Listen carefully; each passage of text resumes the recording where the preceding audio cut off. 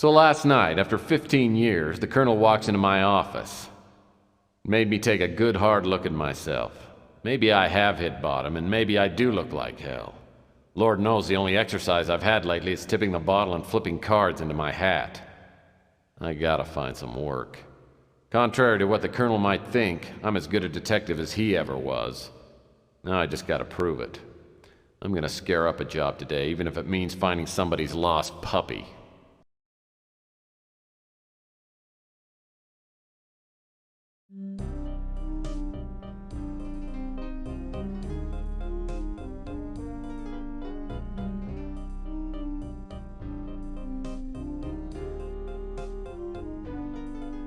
CrimeLink Computer is the only valuable piece of equipment left in the office. By entering suspect information like height, weight, and hair color, I can access the suspect's personal files.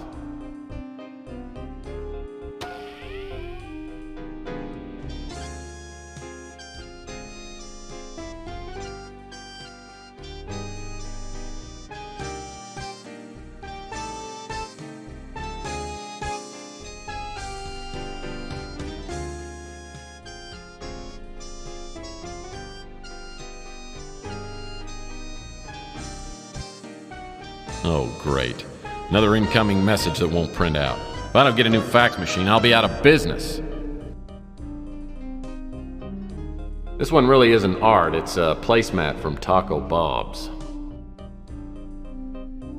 The UI of U was the only place that would accept me.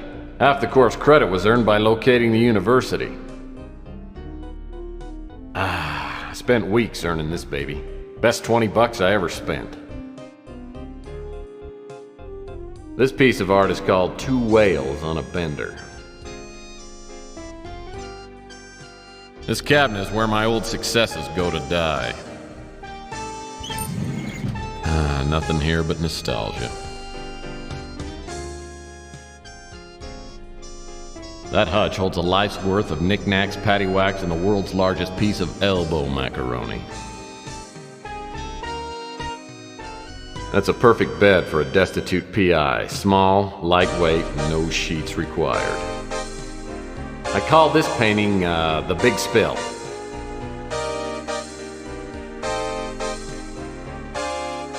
The closet door. All I've ever needed was a soft felt fedora, a well-tailored overcoat, and a comfy pair of sneakers. Some people know what they like and they stay with it. Great-great-grandpa Murphy made it through the Depression by teaching cha-cha lessons to rich older women. He made thousands before the authorities found out he had no formal training.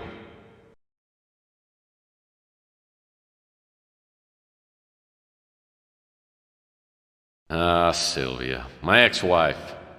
Whenever I think things can't get any worse, I think about her and how she totally screwed up my life. She's a woman who loves a man, any time.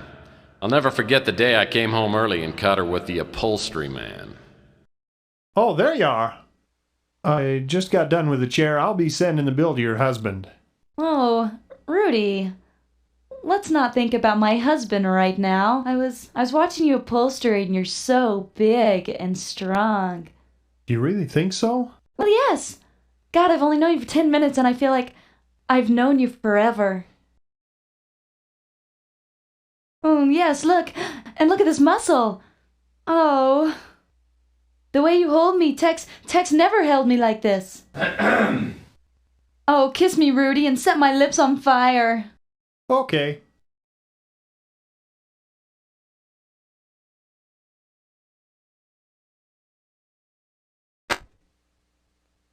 Oh, Tex, honey. I wasn't expecting you home so soon. Well, duh. Obviously. Now I know why the Roto-Rooter man keeps calling and asking whether we need our plumbing checked. Well, I gotta admit, those chairs look pretty good. Thanks. Listen, how about I don't charge you on the labor and we call it even? Fair enough. But from here on out, Rudy, customer servicing doesn't include my wife. See, honey? I saved you some money again. Aren't you happy? I married her for better or worse. Unfortunately, it never got any better.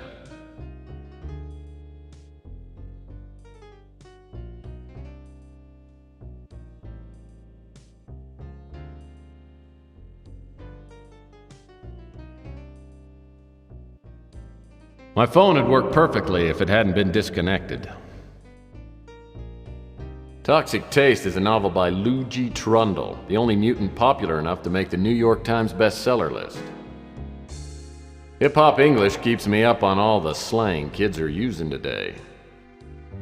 World War IV, a dark and reactionary vision of the coming century by Rush Limbaugh III. The fabulous Dior lamp. I bought it for 77 cents. Nothing in here but a stamp.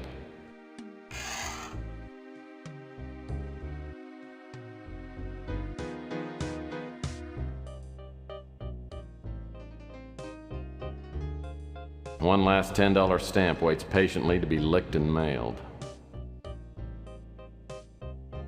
As usual, it's a mess. As usual, it's a mess. This here is my favorite.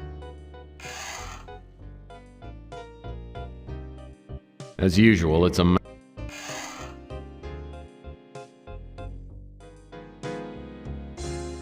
Nothing in here but a pen. This is probably the only writing utensil that works in the whole office. My old reliable. As usual, it's a. As usual. As usual. As usual. The.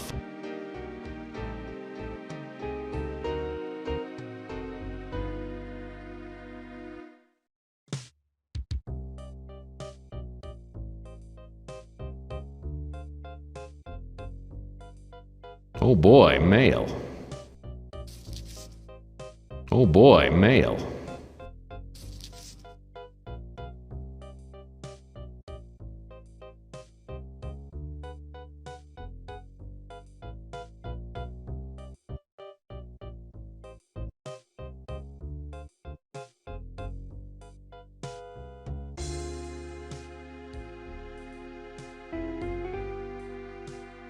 A pre-approved electronic shop credit card application addressed to the previous occupant. Just needs to be signed, stamped, and mailed.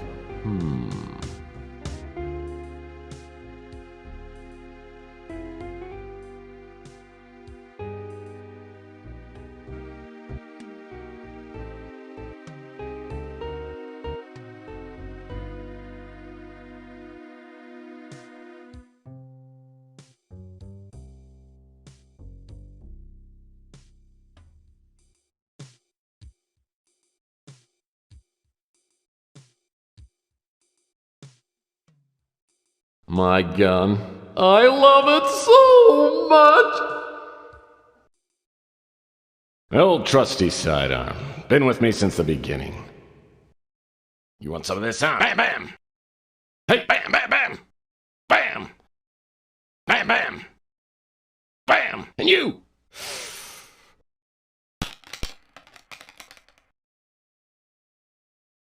Hey, Sonny, can you help me out? My girlfriend threw my gun out of the window. Yeah, that's it. Yeah, just pick it up and, hey, don't point that thing up here. That's not a toy, you know. Oh, my hell. No matter how bad things got, I always had my gun. Now I've lost that too. I have a feeling this is going to be one of those days.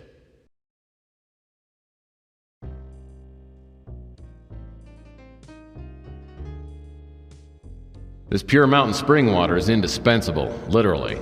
I'm out of paper cups. My phonograph's an old family heirloom. I love to play the classics, Kool and the Gang, Peaches and Herb.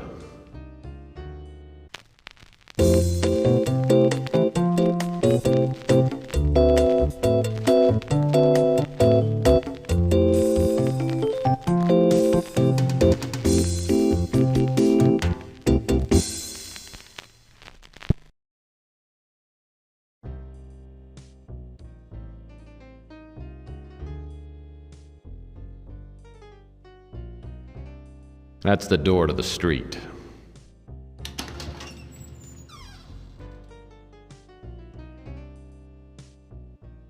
The air outside feels thick, like I'm breathing through a pair of dirty gym socks. It's a high radiation day. Most everyone will be staying inside, but I need to hunt for some work.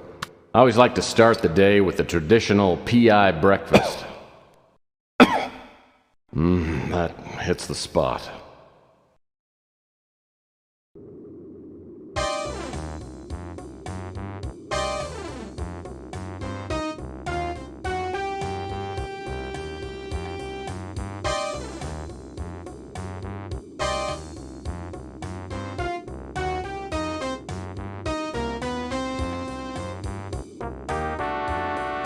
Surprisingly, the auto postbox has no graffiti on it. Maybe people around here are finally starting to respect our government and its fine agencies. The Postal Service has gotten much faster since the stamp price went to $10. I should get my credit card back tomorrow morning.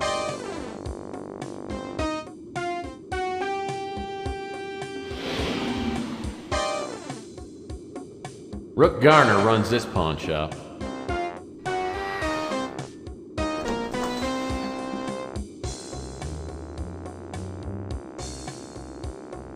Rook Garner runs this pawn shop. He's a crusty old World War III vet with a face like a raisin and a tongue like a butcher's cleaver.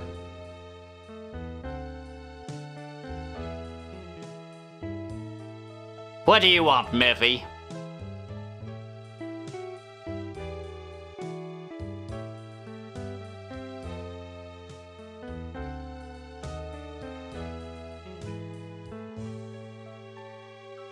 Is this a bad time for a visit?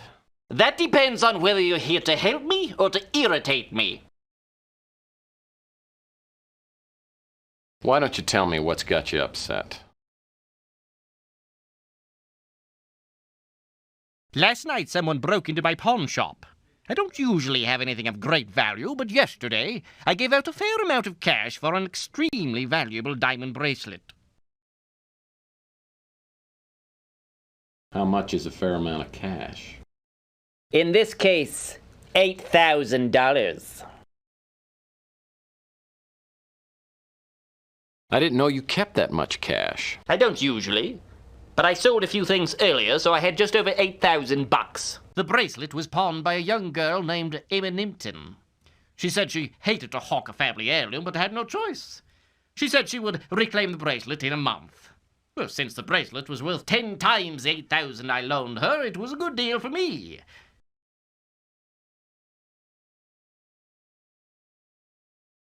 Did you get any other information from this Emma Nimpton? She left a phone number. I called her this morning, but the line is disconnected.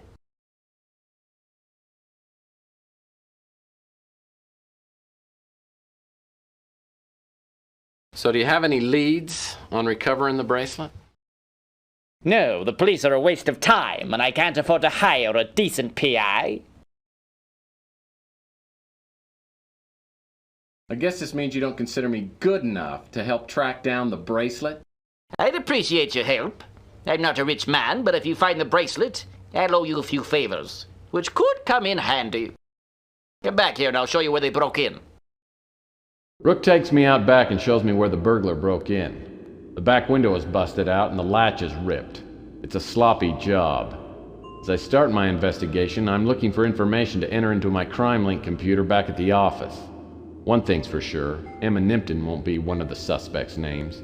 Every PI worth his salt knows that's not my name spelled backwards.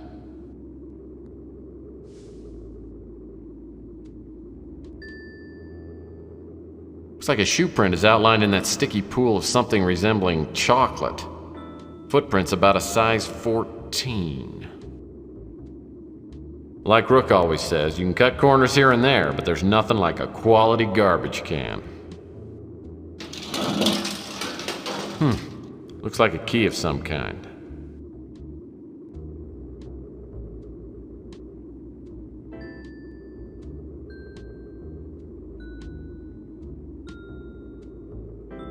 Shard of glass must have come from that broken window. Now we're starting to get somewhere.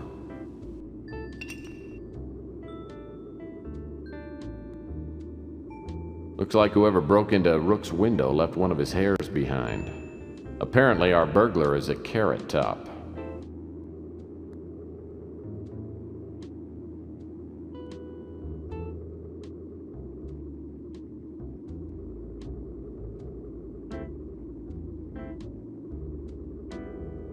The baby rum wrapper looks like it was left recently.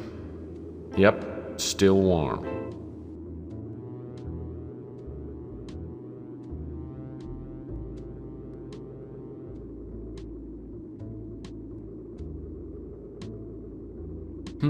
It's one of those basketballs they used to give away at Weenie World. 10 seconds left. Down by 1. Murphy has the ball. He fakes. He drives. It's a 360. He's fouled.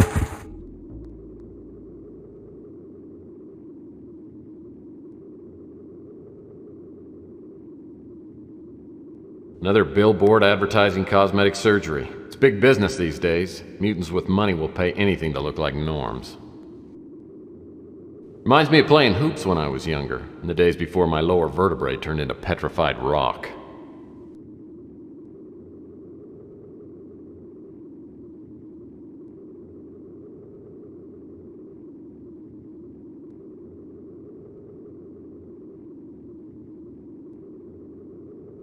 Whoa! This antique boombox worked. I bet it'd only play the Bee Gees. Oh man! This dumpster smells like 20-year-old mayonnaise, and I ought to know. Well, I'll be darned. Except for the filth and stench, the interior isn't much different than the average studio apartment. In fact, it's nicely furnished. Someone's been living here, and I wonder if he saw anything. This old relic probably hasn't worked in years. Hey, there are batteries in here.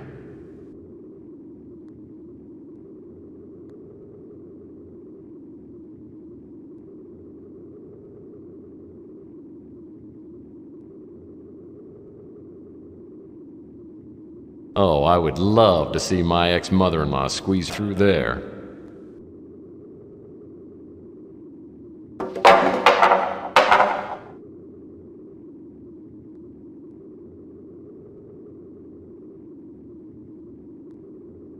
Well, that steep staircase looked really hard to climb.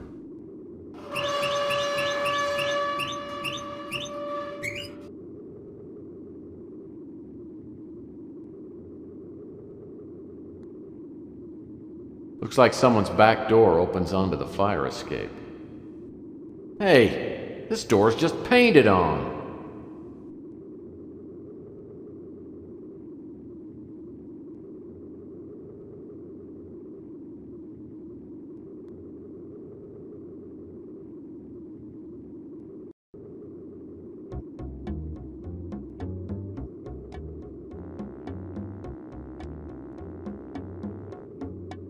Chelsea's a hot little number. I hear she's a mutant, but it doesn't show. The only weird thing about her is she won't go out with me. Chelsea Bando's the kind that could hold her own with anyone, but she has a way of turning my knees to jelly. She's a mutant just like everyone else in this part of town, but she's a real beauty. Well, hello, stranger.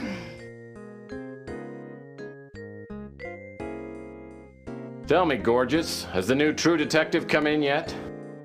Yeah, but you gotta pay for it this time. Hey, when you finish a magazine, it is in no condition to sell. Well, think of it this way, Chelsea. Reading True Detective makes me a better PI, and good PIs are hard to find. Well, you know, Tex, you just might have a chance to show how good a PI you are. Hey, had you heard that Rook's place got robbed? Yeah, I did. Actually, I came by to see what you know about it.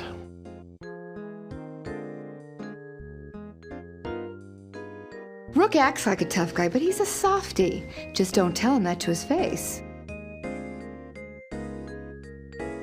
Oh, you know me, Tex. I'm just making ends meet. I love Louis, but his friendliness doesn't fool me. He's a sharp one. He knows everything that's going on in this neighborhood.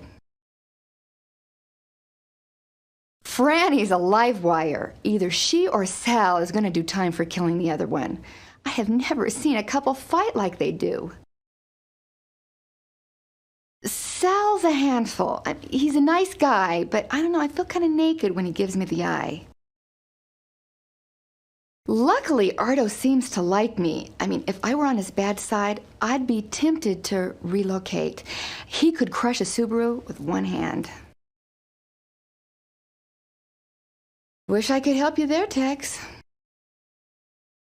Sorry, I haven't heard anything about that. Yeah, I remember Rook told me about the burglary. I remember a stranger hanging around the past couple of days. It might be a dead end, but I seem to remember that the guy had these bright green eyes and a tattoo of an anchor on his arm.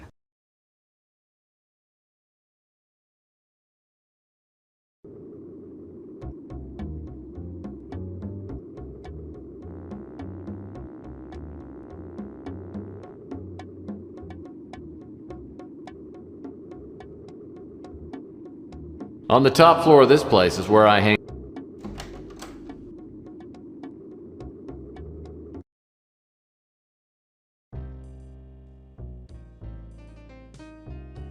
CrimeLink computer is the only valuable piece of equipment.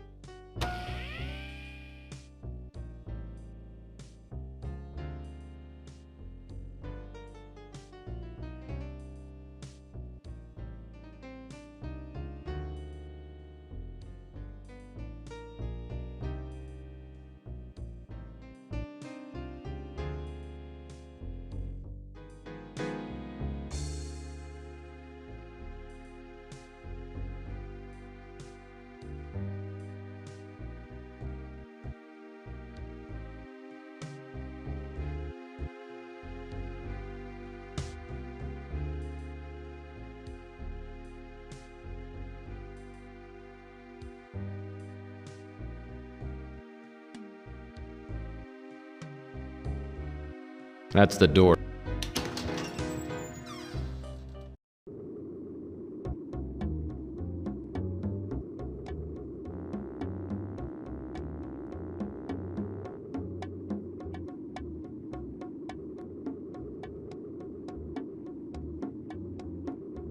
My trusty 31 lightning bolt speeder. I still regret not getting the sunroof option.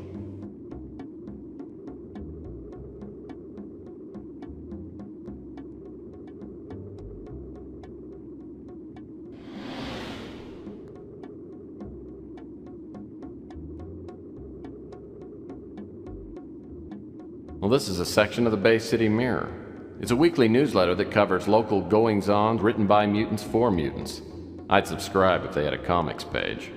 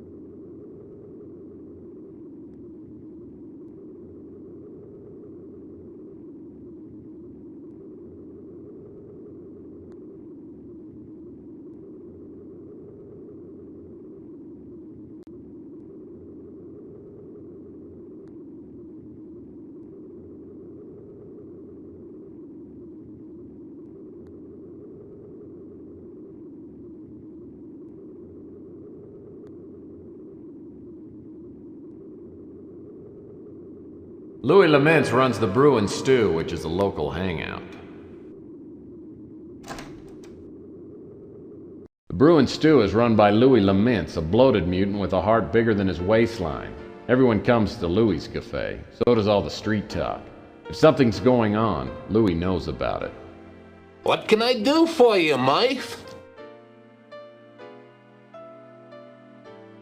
Nothing for me, Louis. I just dropped by to chat.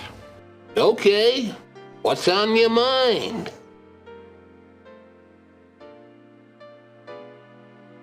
Well, Louis, you're the grapevine around here. Anything interesting going on? Well, I've been hearing a lot about this crusade for genetic purity movement. It's got a lot of tension stirred up between mutants and norms. Mutants have been protesting downtown, and there's been some violence.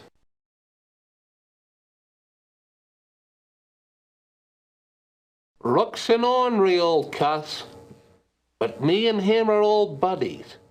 We fought in the big war together. He's one person you can trust in these troubled times. Chelsea acts tough, but she has to be with all the scum around. And she's as smart as she is pretty. She knows a lot of what goes on in the shadows of this city. Yeah, things are a little slow, but I'm getting by. Having to lay off some of my kitchen help hurt my pride more than anything. Granny's a fireball. She and Sal opened the pizza place 7 to 8 years ago, and they've been fighting ever since. Sal's a big guy with an appetite for food, wine, and women. He comes by here most every day for lunch. Bardo comes in now and again. Usually orders a couple of steaks and a chocolate milk. His temper's as short as he is tall, and he's only got one oar in the water. A bad combination. Sorry, Mife. Can't help you there. Rook told me about the bracelet, but I don't know anything more about it. Rook's been robbed before, but he's never had anything really valuable taken. This is gonna set Rook back for a while. Too bad the cops have turned a blind eye. Ever since the crusade started up, the relations between norms and mutants has gone to pot. I've had rocks thrown through my windows, graffiti sprayed on the bricks outside.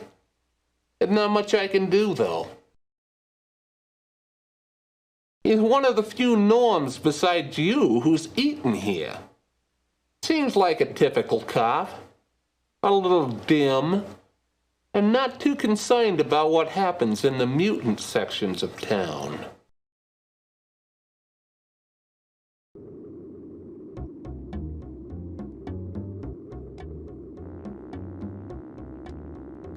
Francesca Lucido makes the spiciest pizza in the city. The only thing spicier than her cooking is her imagination. And right now she seems to have a thing for me.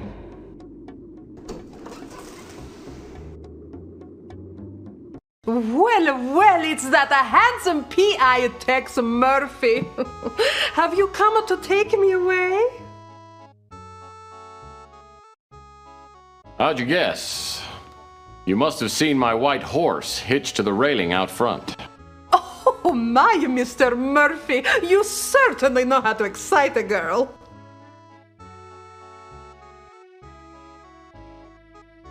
Well, that's what I've been told. I almost got my own 900 number before getting into the PI biz. Well, I certainly would have subscribed. What can I do for you, Mr. Sexy Voice? Rook is a tough old geezer. I've known him ever since we opened the Slice of Heaven back in 32, but I can't say I know him very well. Chelsea is a nicer girl. Sal tries to flirt with her, but she doesn't give him the time of day. I like Louis. He runs a nicer place, and I go over there and chat with him when the business is slow. Well, I was hoping you'd get around to asking about me. I'm just a lonely, hot-blooded woman who needs the love of a good, strong man. Me and Sal got married too young, and it's been up and down ever since. I've had enough of his drinking and the womanizing, and I divorce him in a second, but he's got a couple of buddies who are top lawyers. If I had some hard evidence of his screwing around, I could divorce him and get a decent settlement. Ardo is an overgrown kid. He comes in here for the all-you-can-eat buffet, and I've got to kick him out every time. If I didn't, he'd eat everything we got. Can't help you, Tex. Sorry, I don't know anything about that. I heard that Rook's place got robbed. It scares me to death. There's so much crime in this part of the city. That's that religion for norms only. It makes me sick. Sorry. Ask me about something else.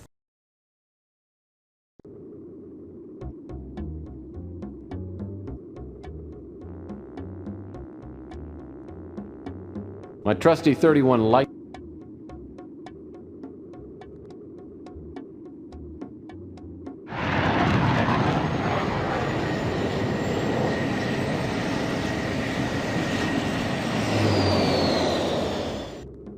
I haven't seen Mac Malden since the Martian Memorandum case. I remember him as a surly, incompetent, fat-nosed cop. As I step into his office, I can see he's changed. His nose is even bigger. Well, if it isn't Tex Murphy. I figured you'd be dead by now. I could say the same about you. When's the last time you had your cholesterol checked?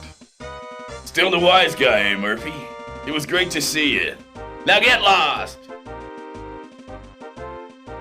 Oh, come on. Remember the Martian Memorandum case?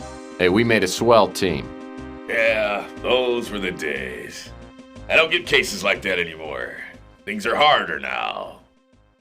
The mayor's office is all over me again. You heard about the string of pawn shop robberies? We have no suspects, and I'm catching the heat for it. So you and your crack team of detectives have no leads? Of course we have leads, you pots. We know he's a Norm, Caucasian, and has AB negative blood. That narrows down our list of suspects to about 1 million. Now get out of my hair. I got work to do.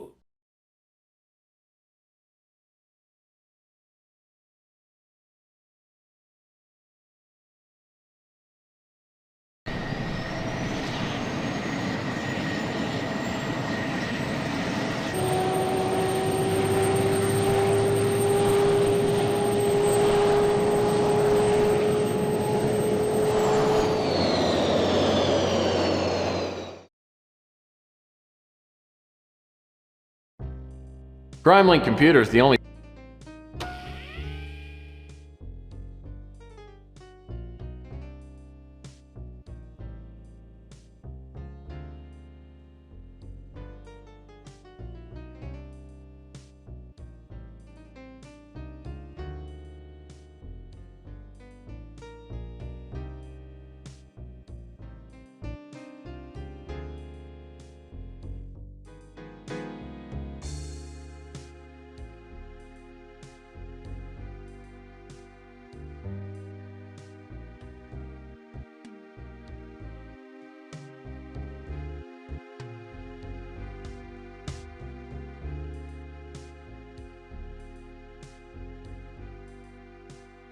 That's the door.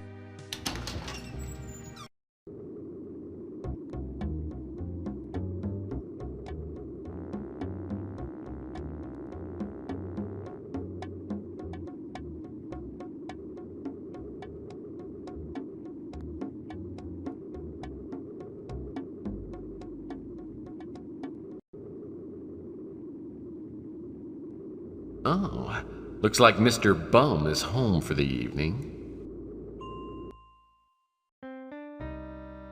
Yeah, what do you want?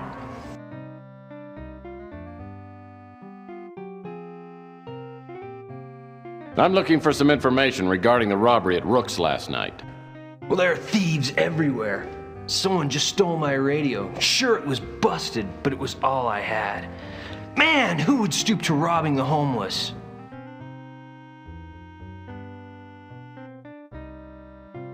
Whoever it was must be a real jerk. Boy, you said it. Now why don't you get lost? I've got to look for my radio. Oh, looks like... Oh no, not you again. Look, I'll warn you right now, I'm almost out of chocolate syrup and I'm not in a good mood. Look, I'll do you a favor. If you're free Thursday, I'll take you to the Chocoholics Anonymous meeting. Spare me the insults, tough guy. If you got something to say, spill it. I tried to forget you, I really did. But I had to come back and see what I could do to help you get back on your feet. God, you are a pest! Oh. This isn't a good time for a social call, punk. If I don't get it fixed soon, I'll go insane! Story me paso lot to do.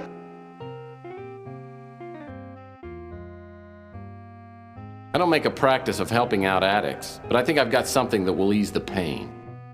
Don't hold out on me, man. If you've got something, let's have it.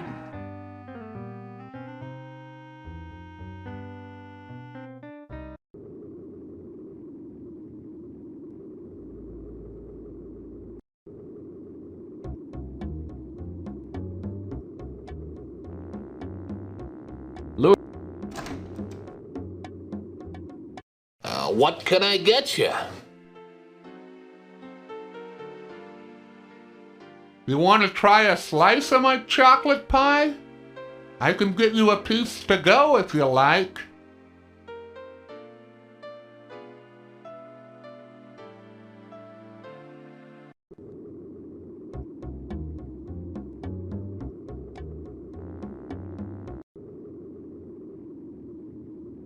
Oh. This isn't a good time for a social call. I don't make a practice of helping out addicts. Don't hold out on me, man. Praise heaven! You've brought the ambrosia of life. Ask me anything you want.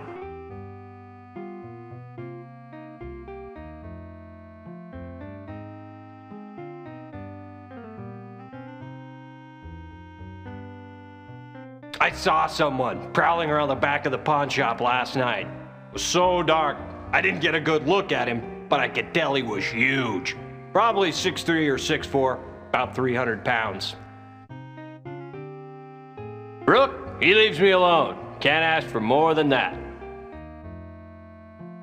I think Chelsea used to fancy me, till she found out my only true love was chocolate. Damn near broke her heart.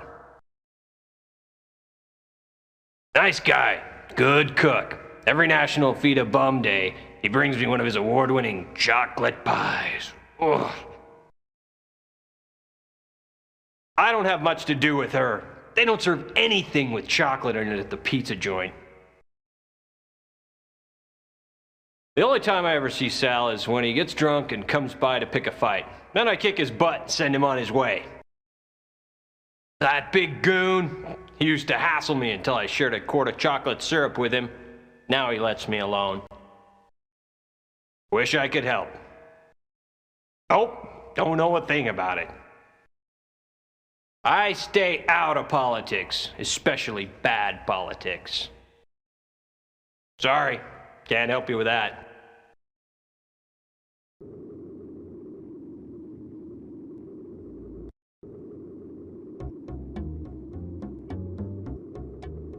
This is the brand new electronic shop outlet. No pun intended. I won't be able to get inside the electronic shop until I get a membership card.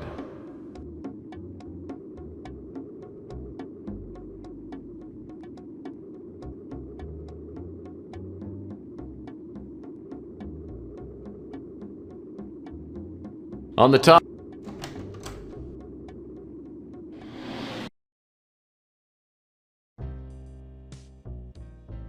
Crime link.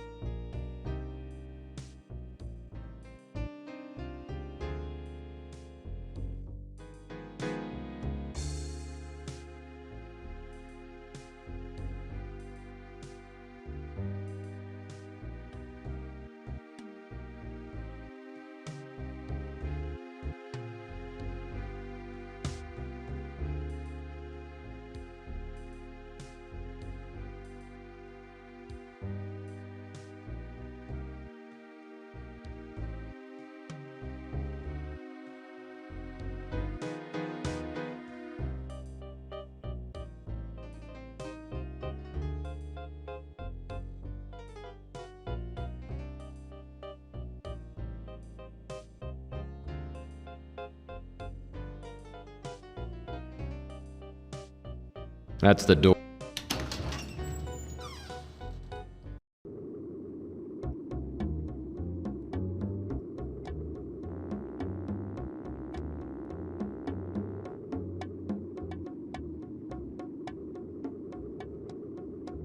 Chelsea's a... Hi, Tex. How's the investigation going? Is there anything I can do to help?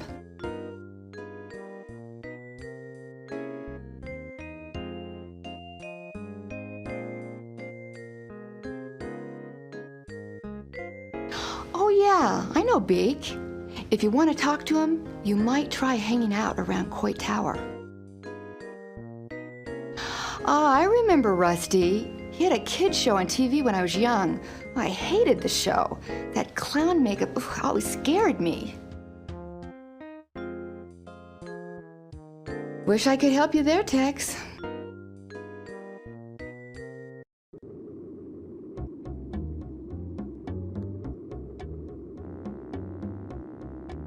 It's all locked up. The only way I'm gonna get inside is by using my innate cleverness or ingenuity, or maybe a key. Rusty the Clown's Novelty Shop. Closed down a few months ago after Rusty mysteriously disappeared. The police suspect foul play, but I think he probably just choked to death on his own bad jokes.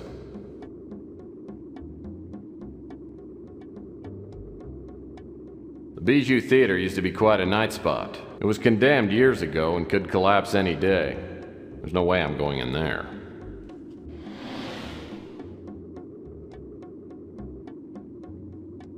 The Golden Gate Hotel was once known as the Waldorf of the Pacific.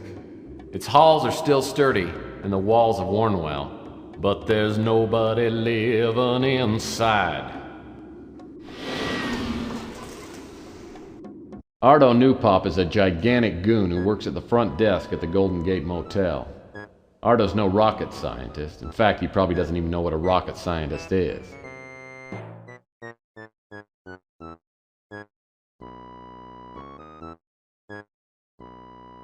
Anything good on the tube today? Uh-huh. I'm watching the Captain Wallaby show, and he's so funny. Captain Wallaby, your favorite show? It's my third favorite show. My favorite is the Inspector Burns Fire Safety Show.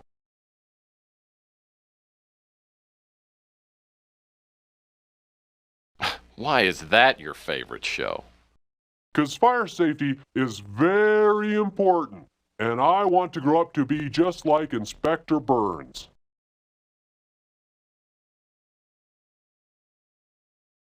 Look, Ardo, if you'll answer some of my questions, I might bring Inspector Burns in to meet you. Would you like that? Okay. I can answer some questions, but first I have to put on my fire hat because Inspector Burns' Fire Safety Show is going to be on pretty soon.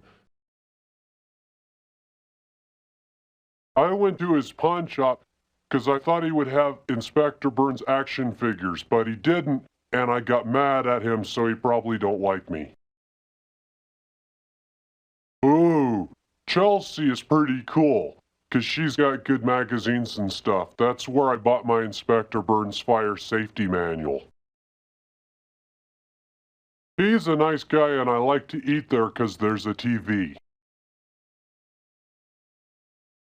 She's the lady who makes the best pizza. I eat at her pizza place all the time because I love it. I don't know what that is. I just want to be like my hero, Inspector Burns, because fire safety is very important. I never heard nothing about that. I don't know. I heard about that, but I don't know what a crusade is.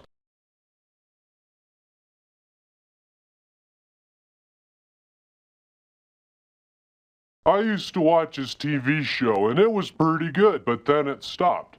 And then he opened a store down the street, and I used to go there and buy stuff, but then it closed.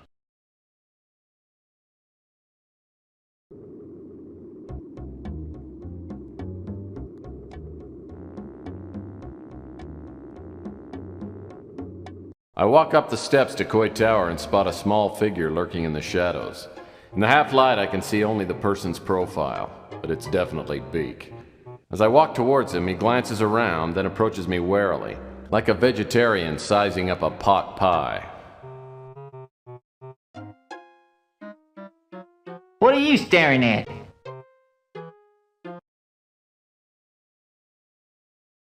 Pardon my staring, but that is a truly impressive schnoz you've got. Come on, don't make fun, huh? What do you want? Who are you? I'm a friend of Chelsea Bando.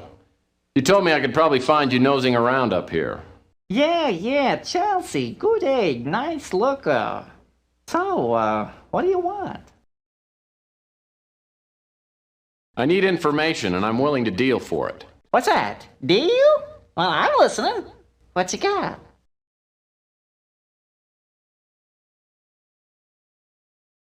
Okay, I can use this.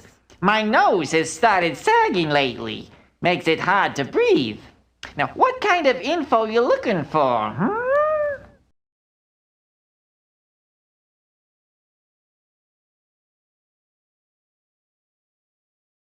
Oh, I'm nobody. I just try to keep my nose clean and my ear to the ground. Oh, wait a minute. Or was that vice versa? I think he's dead, and I'll bet Mick Flam had something to do with it. Word was the two of them were smuggling illegal novelty items from Hong Kong, and Rusty crossed Flam. Ever since Rusty disappeared, Flam has had a terrible fear of clowns. Bozophobia. I once saw Flem pretty drunk, and he said he had nightmares of Rusty's ghost coming back to haunt him from the grave.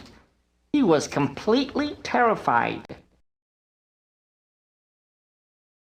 Mick Flam's rap sheet would take a day to read. He's a fat scum, and he's an idiot to boot. That's why he's always getting caught. He's been busted for burglary, mail fraud, arson, you name it. Everyone knows he operates out of the Snow White warehouse. But don't tell him. Anyone with a hunker like that can't be all bad. Malden's no rocket scientist. But I hear that he's not on the take. I've helped him out a couple of times, so he leaves me alone. Big trouble. It's causing mutant blood to boil, and I don't want to be around when the bullets start flying. Rook's pawn shop was robbed by a two-bit crook named Mick Flam. He and his girlfriend have knocked off half a dozen pawn shops over the past month. The girl goes to a pawn shop and hawks a bracelet for a decent amount of cash. Then Flam breaks into the pawn shop and steals the bracelet, along with anything else he finds. The bracelet is the bait Mick Flam uses for the pawn shop robberies. I know a little about him. Runs a pretty successful PI business. I haven't got any info on that. He lets his wife run the pizza joint. I don't know what he does, though I've heard some things about who he does. You can tell he drinks a lot by that snaz of his. She runs that pizza place with her husband, Sal. I don't know much about her, a true Italian knows, though. I can't help you there. Chelsea! Smart girl and a real looker to boot. She's got a cute little nose. I haven't got any info on that.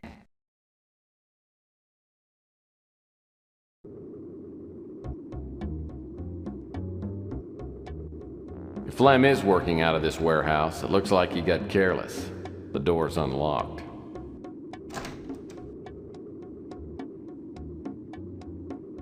If this is Mick Flem's hangout, he'll probably be back soon. I better try and set some sort of trap for him.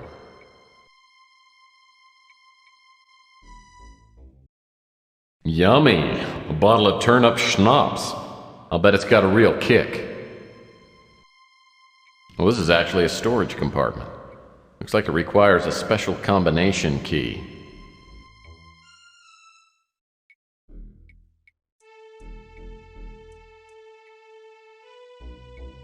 This must be the power box for the warehouse, and it's locked. Crate smells like laundry soap. crate in front on the floor seems to be partially opened.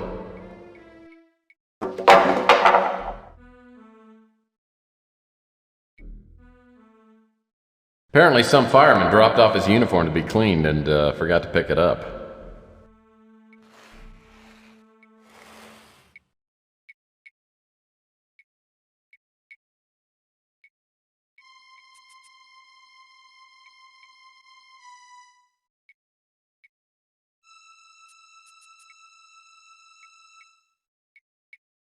This key must fit a lock around here somewhere.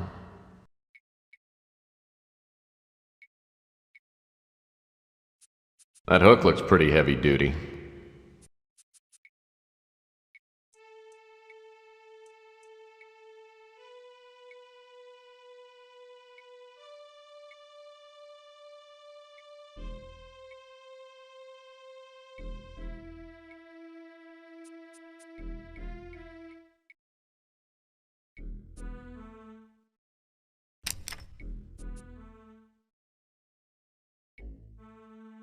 Hopefully this isn't a self-destruct lever. The sound is coming from up on the landing.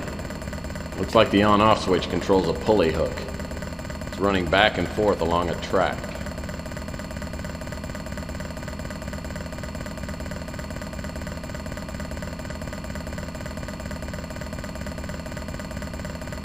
So, this actually operates the pulley up on the landing.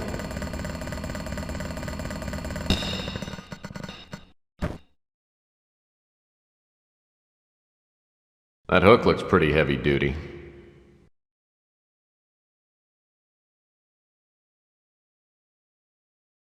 Ooh, this barrel smells like it shouldn't be opened.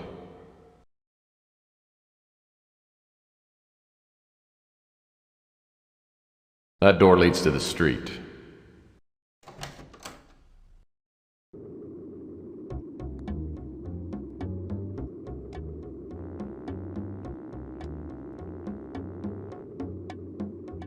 It's all locked up. The only way I'm gonna get inside is by using my innate cleverness or ingenuity, or maybe a key.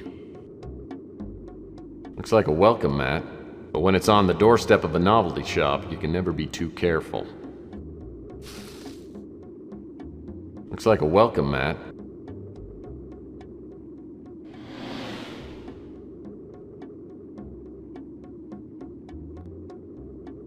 Whoa, a key.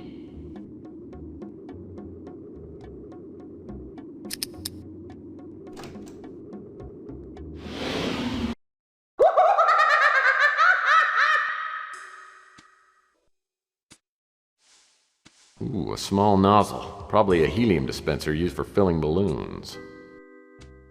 Looks like some kind of in-house television. Hi, kids, it's me, Inspector Burns. And as we all know, fire can be our friend, but fire can be our foe. So many times, fires start so carelessly. And what can fires do? Fires burn you. Never, never light matches. No, no, no. Fire is dangerous. Fire made me look like this. Do you want to look like me? No, no, no. Don't look like Inspector Burns. Don't play with matches. Inspector Burns. I always thought he was a freak, but the kids love him. So does Ardo. Cool. A plastic dart crossbow. It'll make a nice addition to my non-violent weapon collection.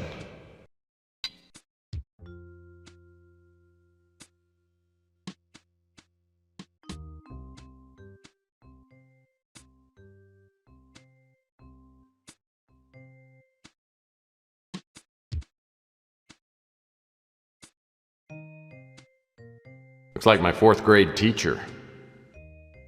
Well, this must be Mr. Grimm. He's a reaper. Oh, this is a scary mask. Why, it's Mr. Sloppy Lasagna Eater. I'll bet this is a real popular mask. Wow, the limited edition Daryl Hannah wig and mannequin set.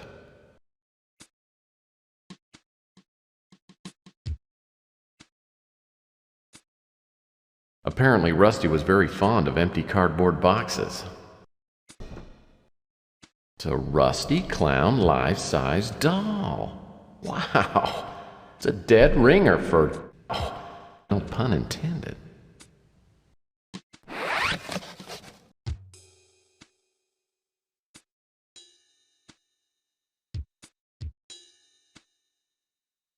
Whoa! For a second there, I thought someone had decapitated Inspector Burns and left his head on the floor.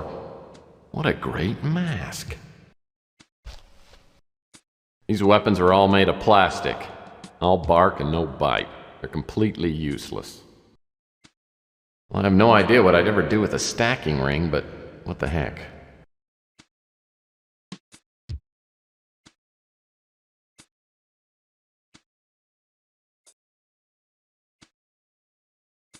This wig probably sells well during the Bay Area Yodeling Festival. A mask of the king? That's blasphemy! This wig must be quite popular with shy people. Whoa, this wig would even make someone like me look glamorous. I had a set of stacking rings just like this one when I was a little PI. Even has a small hole in it, just like the rings I had.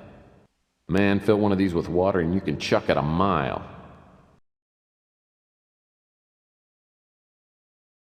I can't get over how lifelike this doll is.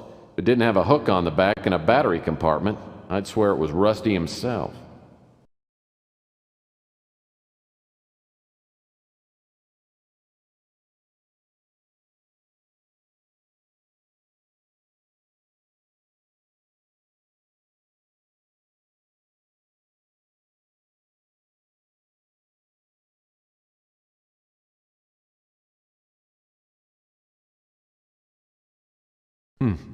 Maybe this key fits in that employees only door.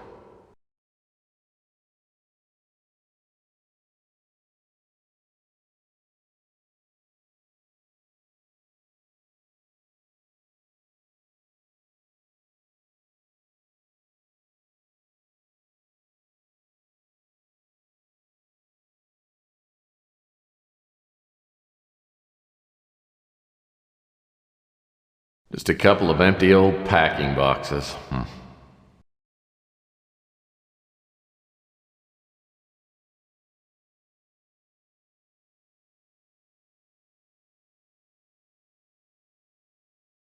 If I can unlock this door, I may be able to go where only clowns have gone before.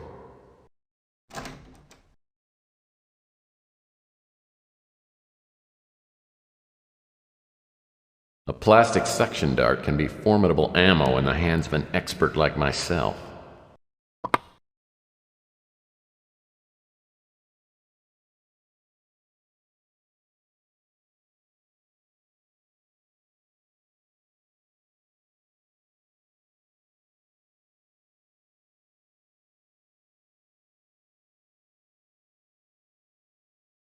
A balloon strategically located near the water faucet. Looks like Rusty didn't go down without a fight. The sink must have been used for developing photos. Not much use for it now since all the developing equipment's gone. Why in the world would Rusty keep a barrel of toxic acid?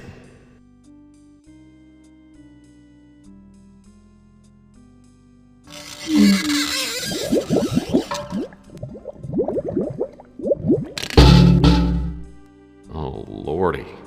Well, this is where Rusty ended up. What a way to go. I'm willing to bet he didn't crawl in here on his own. Someone murdered him.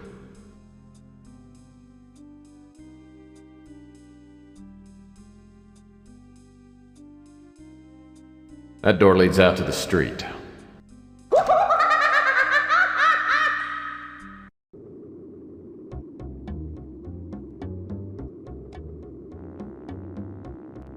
Your phlegm is...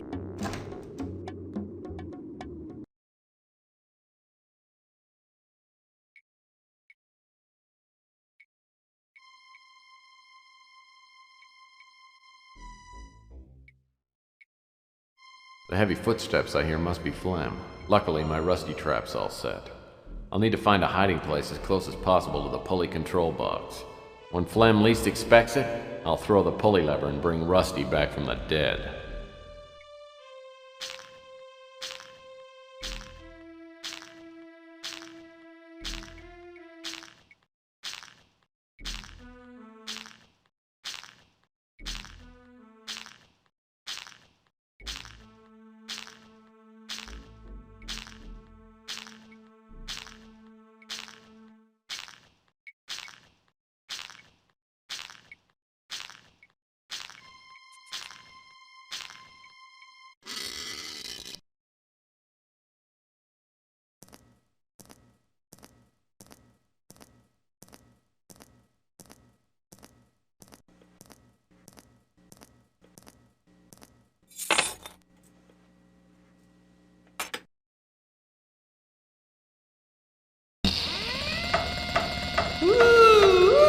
It's me, Rusty Kids, and I'm here.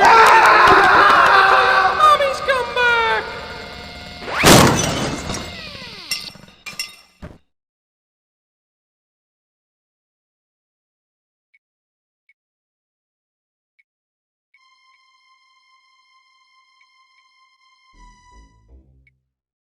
Damn, I'm good.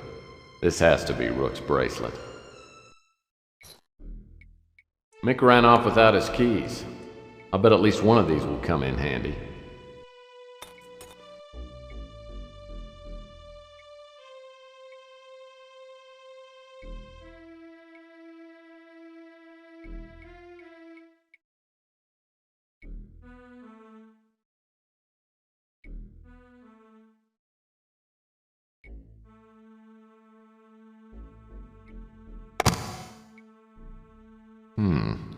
A locked box within a locked box. It must contain something worth having. The strong box is too sturdy to break open. I'll need the key.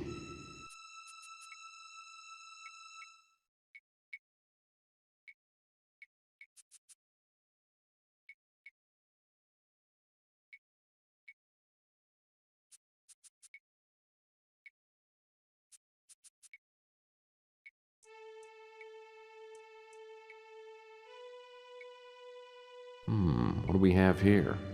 Unless I miss my guess, this is jade, and it's good quality, too.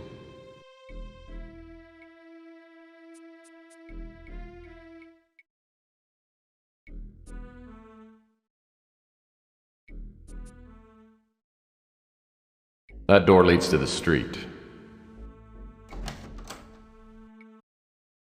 I'm telling you, it's impossible. It can't be done. I've tried everything. The prophecy is very clear. We can't go on until this step is completed. Surely your unique skills give you opportunity? My ability has gotten us nowhere. Capricorn got there before me. They're always one step ahead of me. It's like they can read my mind. We can't let them stop us. Maybe we can use your skills on someone else. I've made inquiries, and if he hasn't gotten himself killed, maybe he's just what we need. Murphy. Tex Murphy.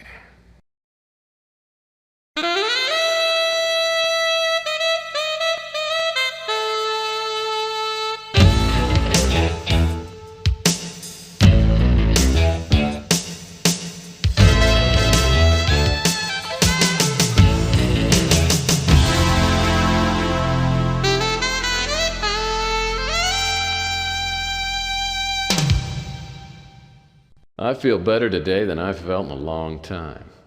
Boy, did I stun Rook when I walked in and handed him that bracelet. Okay, so getting the bracelet back doesn't make me Detective of the Year, but it does stimulate the confidence glands. Maybe I can succeed at this business and turn my career around. But if I'm gonna do that, I better do something about my fax machine. Who knows how many new opportunities I've missed to show the world my greatness.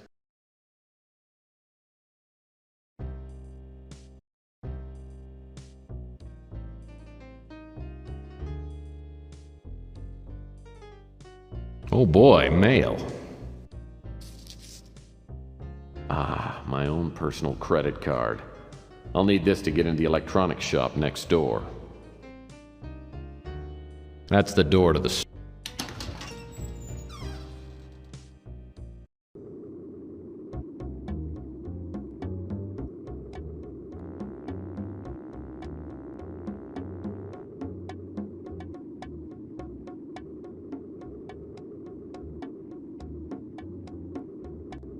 This is the brand new electronics shop outlet. No.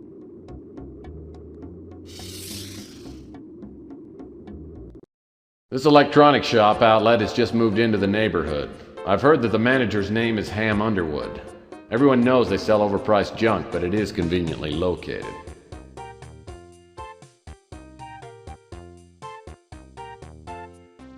That pudgy computer dweeb really has a battered head. Hi there, how can I help you? Oh, I just dropped by to check out your store here. Well, feel free to browse. Though, since you're a Blue Card member, you'll have to choose from the Blue Light special items. Well, what are you looking for? Do you have fax machines? Sure do. In fact, there's one older model in the Blue Light special box. I tried not to stare, but it threw me off when I saw how cross-eyed Ham Underwood is. I'll have to keep in mind that anything he says is on the left is probably on the right.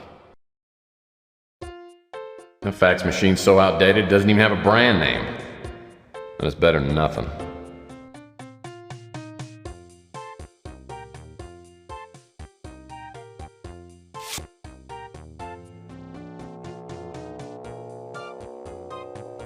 The fax machine's so outdated.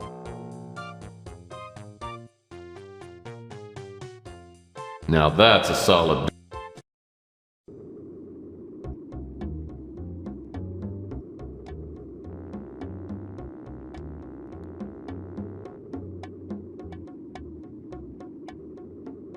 On the top... You have a fax. As soon as I hook up the new fax machine, a fax prints out. Finally. Maybe this is a real case, the kind you get paid for. A fax addressed to Tex Murphy from the Countess Rainier? My shiny but cheaply made fax machine sits ready for action.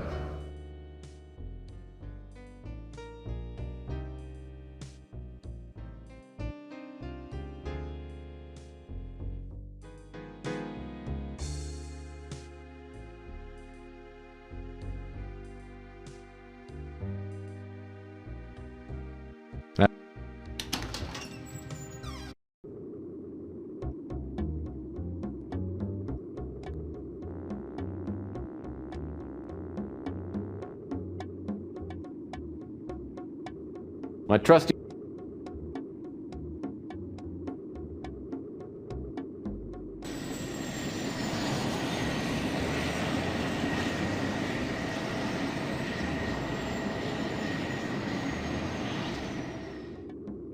The Countess Rainier. That name smacks of money. Hopefully she doesn't want to hire me to find her lost poodle. As I land my speeder, I see my dream house, only bigger. The butler is a tall, thin man about 70.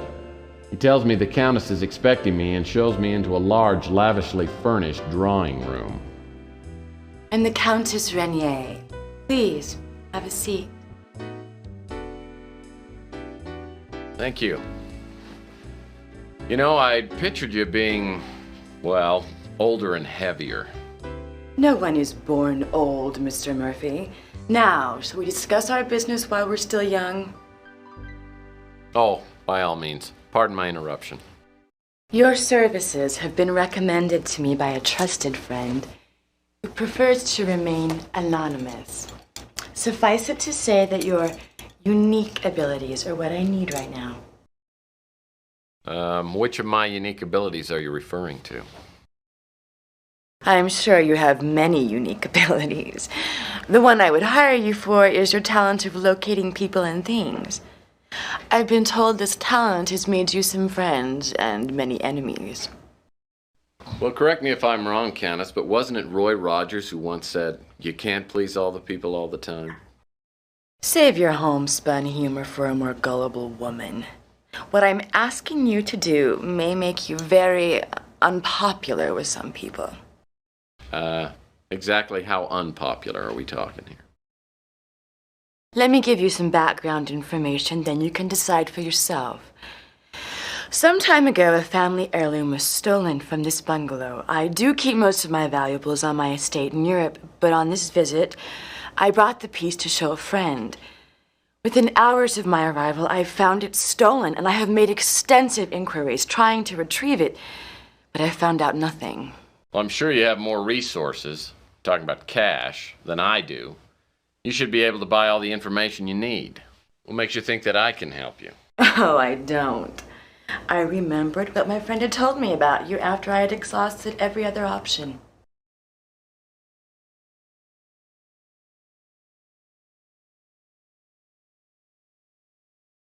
You know, referring to me as your last option could automatically double my fee. I already planned on paying you much more than your usual fee. I'm a wealthy young woman, Mr. Murphy.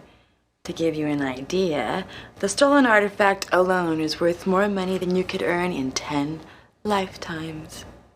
Oh, we'll see about that when I win the clearinghouse sweepstakes. How quaint.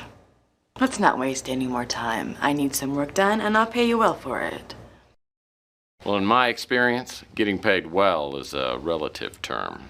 Your obsession with money is appalling.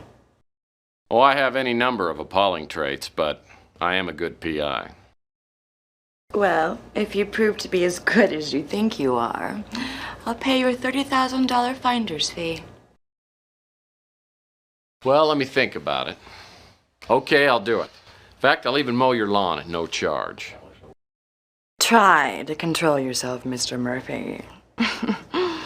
I'll expect you to focus all of your energies on this job, and the methods you use to retrieve the artifact are of no interest to me. But as more time elapses, the less likely it is that the item will be found, and for that reason, I must require you to find it and to return it to me within 1 week. And after that, there will be no finder's fee available to you. Do you pay time and a half after 40 hours?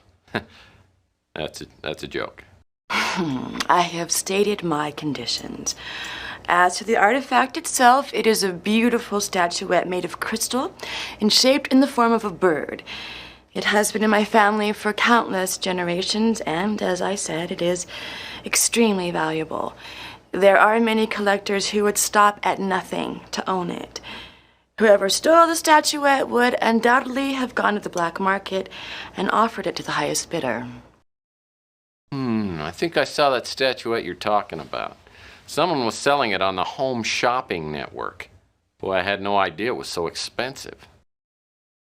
You make jokes, but you cannot possibly know how rare and valuable the statuette is. And now that you have all the necessary information, we'll end this charming visit. Don't bother contacting me until you have the statuette in your possession. And if you are successful in your search, it could change my opinion of you considerably. My valet will give you a retainer of $1,000 on your way out. Goodbye, Mr. Murphy. I didn't tell the Countess, but I would have done damn near anything for $30,000. Now I've got to find a link to the black market. How hard can it be?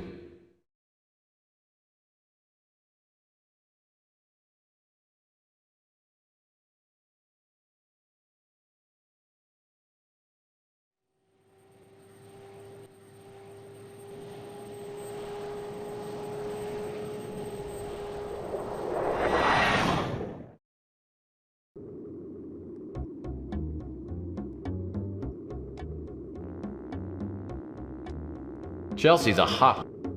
Hey, I heard you took care of Rook. Pretty impressive.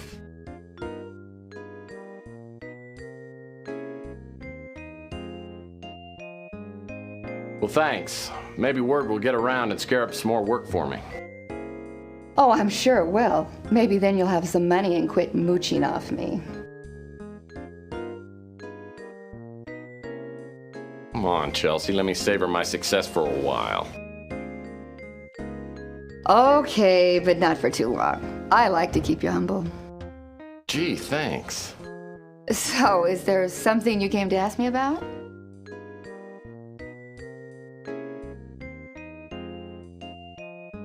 Sorry, I haven't heard anything about that. Apparently, it's a real hot item.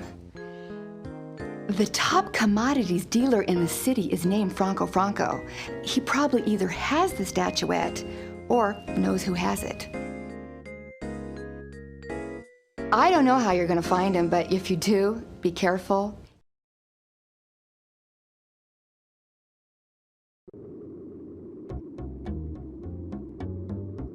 My trust.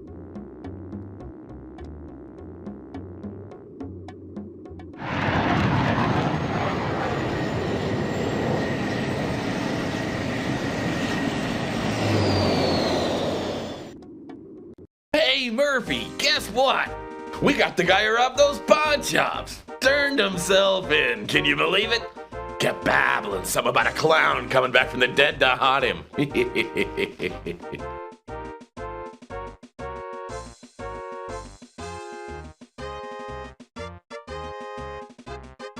Congratulations, Mac. Maybe now your hemorrhoids will calm down. You're a real joker. But not even you can ruin my day. So what do you want?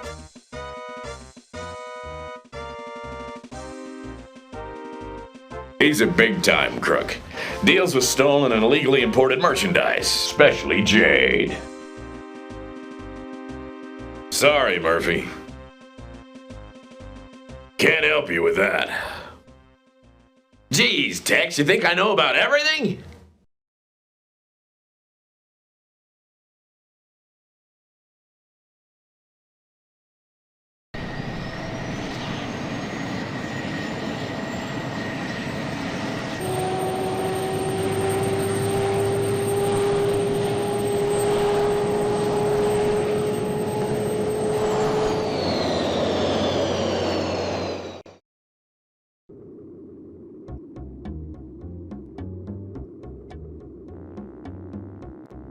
Rook got. What else can I help you with, Murphy?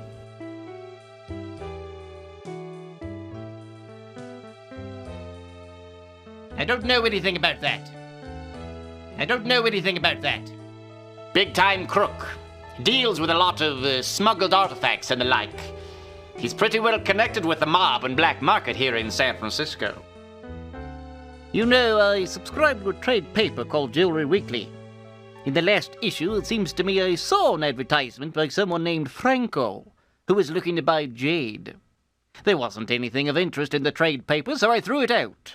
It's probably still in the trash can out back.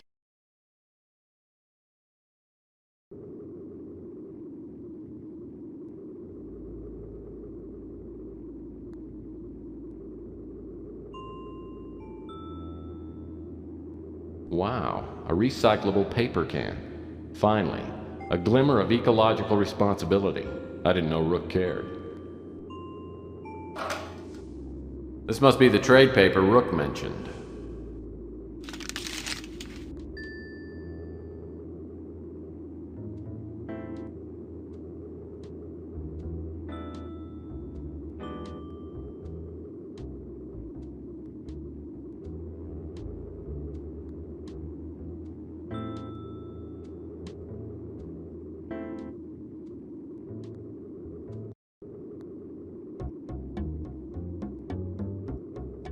My trust.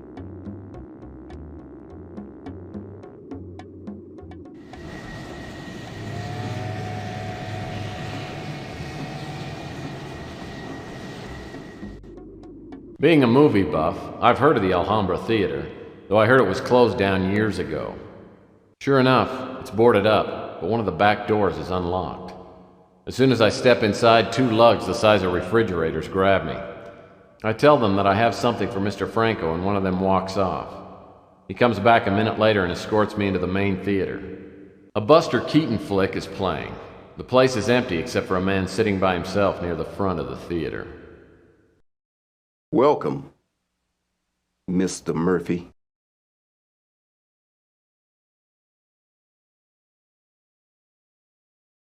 Pleased to meet you, Mr. Franco. Tell me, do you do most of your business in dark theaters?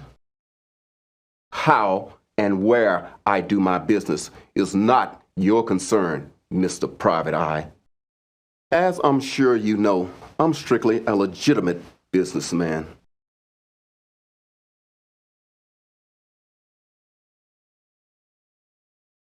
Yeah, of course you are. But I'm not interested in your business dealings. I'm interested in some information you can give me. I'm glad to hear you say that. People who pry into my dealings have a way of ending up at the bottom of the bay.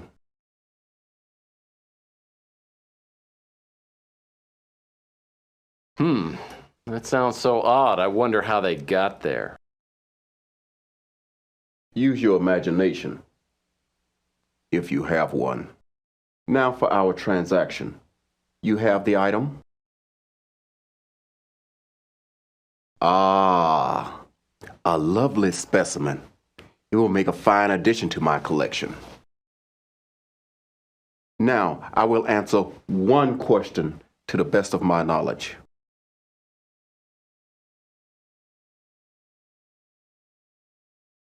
There's a statuette in the shape of a bird that recently came onto the market. You know who has it?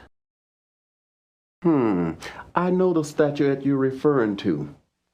There were several bidders for it, but I believe it ended up in the hands of Eddie Ching. I can say no more about it. There, now I fulfill my part of the bargain. Don't contact me again. Unless, of course, you find another fine piece of jade. You know the way out.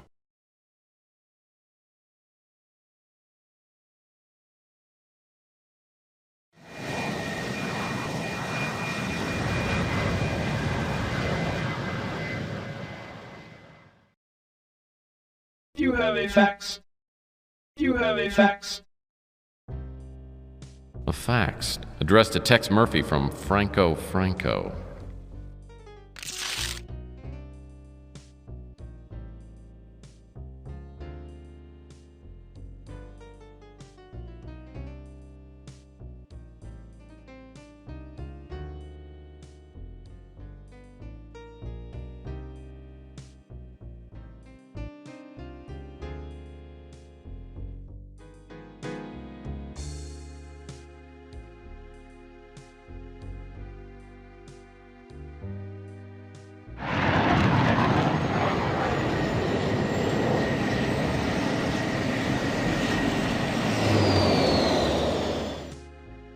Back again, eh, Murphy? What can I help you with?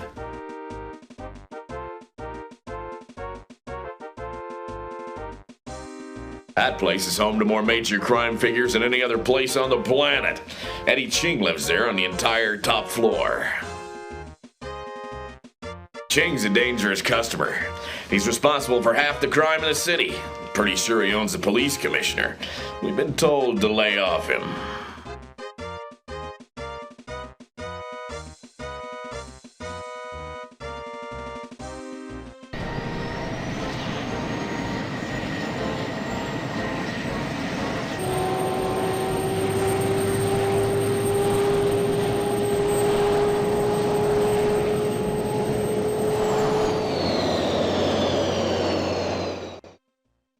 Looks like no one's home. This is gonna be easier than falling off a horse. This window doesn't want to open up. Maybe if I... Whoa!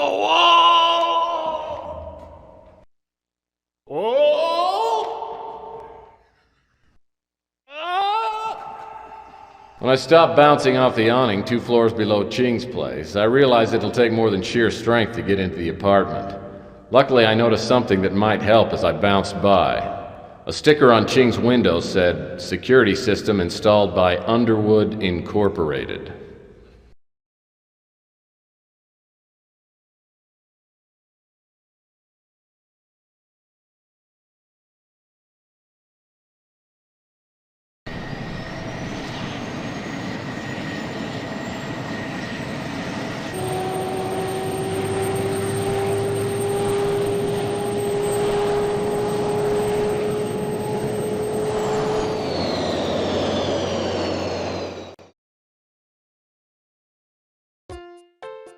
That pudgy computer.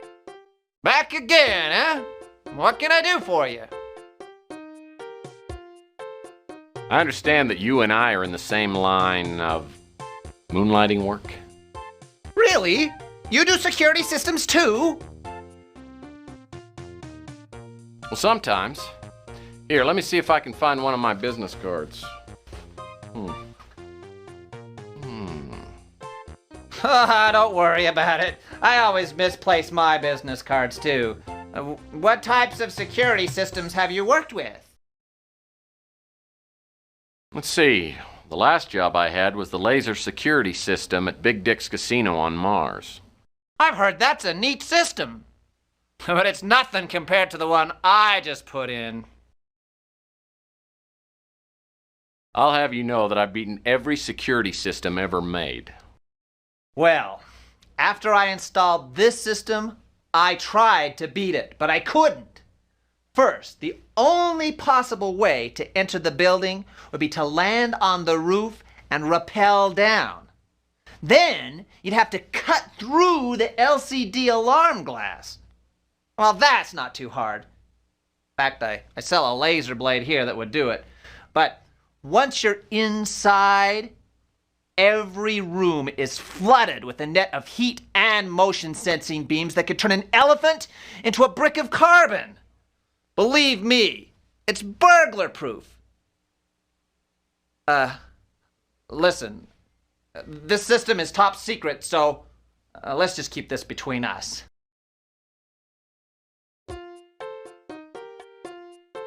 The Laser Blade 2000. Worthless except on glass. Hopefully Ham knows what he's talking about.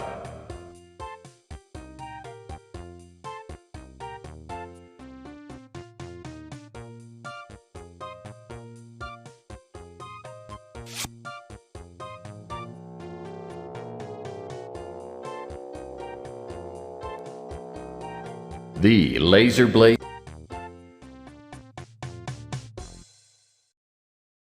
Well, this is just a glorified glass cutter.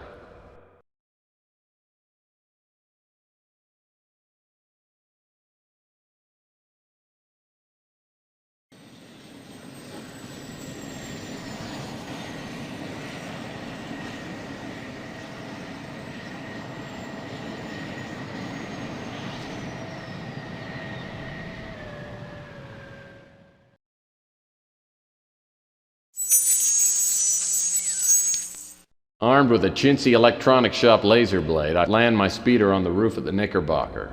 Hoping for the best, I rappel down the side and pull out the laser blade. The laser beam cuts through the LCD glass like it was butter. I gingerly crawl through the hole in the window and find myself inside Eddie Ching's library. Either Ham exaggerated or the laser fields aren't turned on. This must be my lucky day.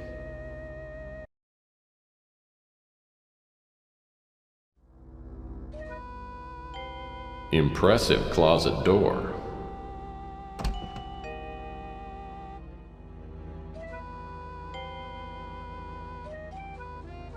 A heavy-duty metal Geiger trap. Looks like it might be sturdy enough to use on the roaches at my office. Clownfish confetti food. Smells like cotton candy.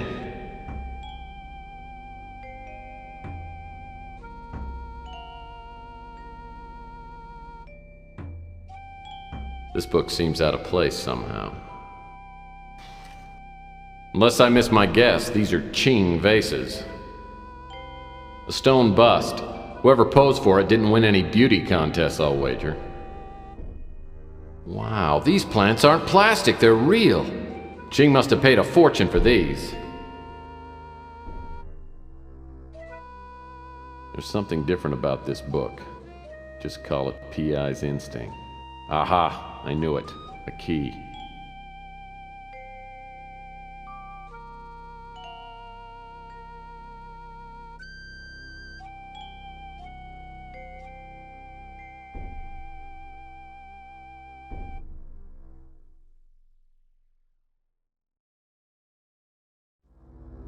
I love fruit so much. I even love pictures of fruit.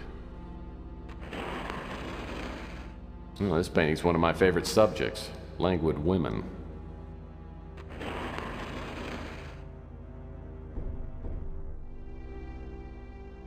Hey, I think this is the statue that was stolen from the JBs out in Chinatown. This aquarium has less algae in it than my water cooler back at the office.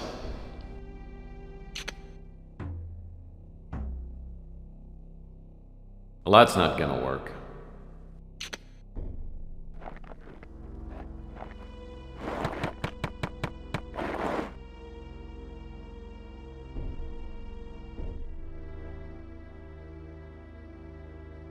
Looks like some kind of emergency override panel.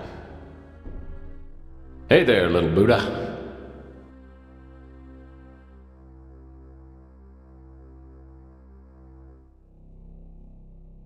This must be the only door out of the library.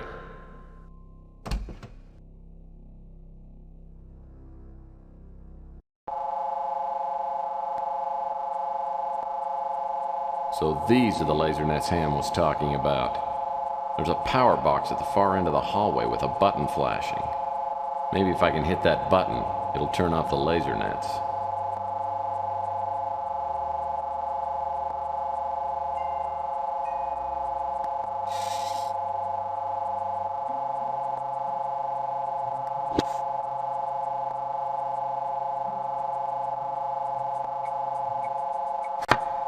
Man, this security system is tough. My brilliant shot didn't turn off the beams, it just popped open the power box. Looks like there's a lever that needs to be pulled down. Hopefully my old horseshoe tossing skills haven't left me. I'll need to find something fairly heavy. Well, that's not gonna work. This door leads back to the library.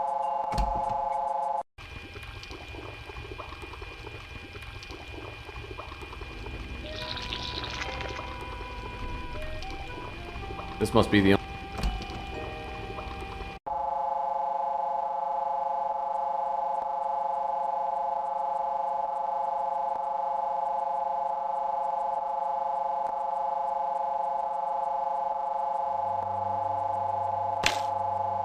As soon as the ring hits the lever, the laser net shuts down. Now I should have the run of the apartment. If the statuette's here, Ching probably has it well hidden. Something tells me the trail to the statuette leads right through this door.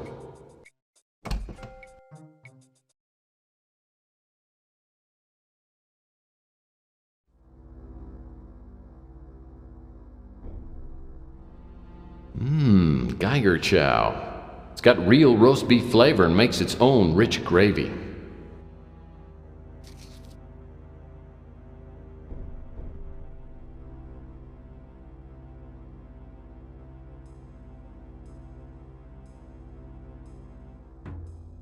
There is a Geiger in the terrarium. Little bugger's a land piranha. It's illegal even to own one of these.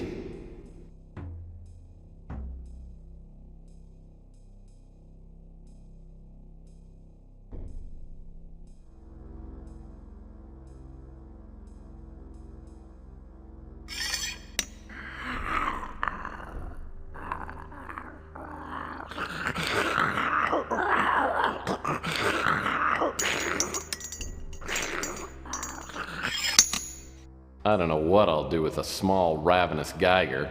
Oh well, everybody needs a pet.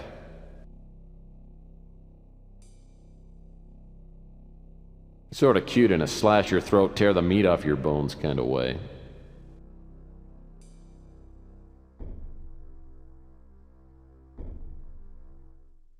Why, these paintings are great! Just look at the nudity. I need to visit more museums.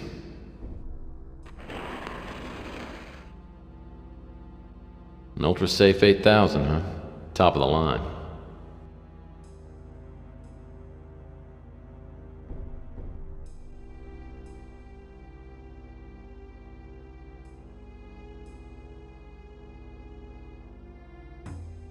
Looks like a fax.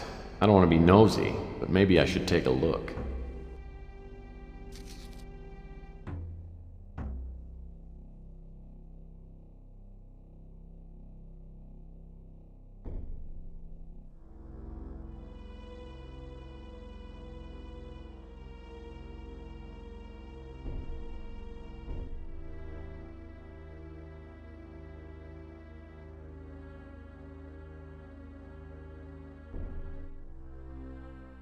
Whoa, a 6-foot-long pole with a leather noose. This must be great fun at parties.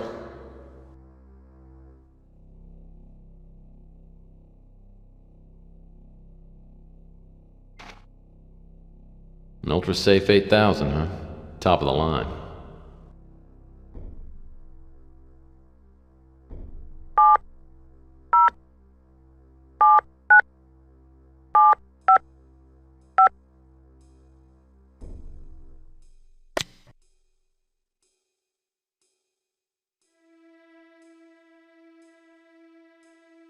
The security card must operate a door or panel somewhere in this apartment. Looks like some sort of document. Must be important if it's in the safe.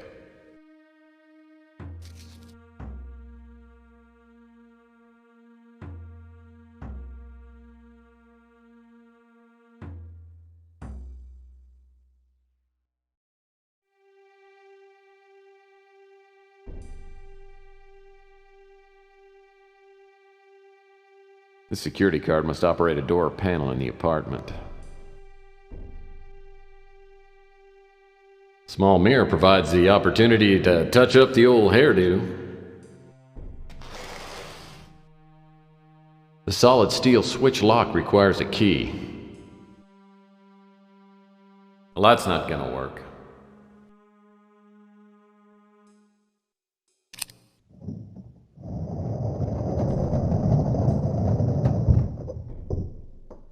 Sounds like something big moved back in the library when I used Ching's key on the switch lock. I better go take a look.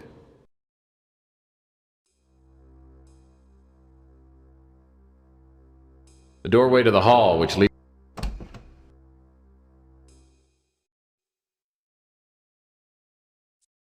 This door leads...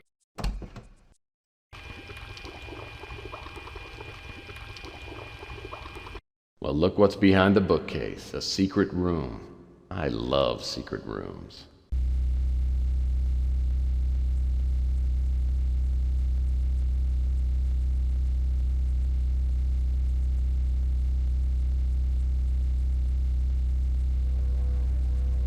This must be the Countess' statuette.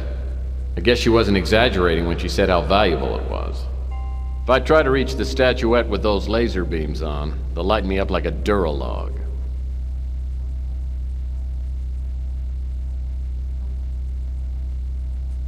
This seems to be a fine rendering of Greco-Roman square dancing. Looks like a cloth bandana is tied around David's naughty bits.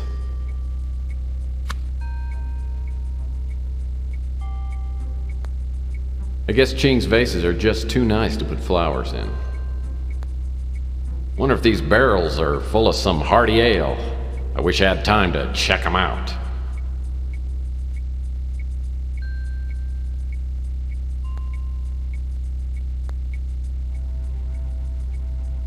This sign apparently has something to do with the lever.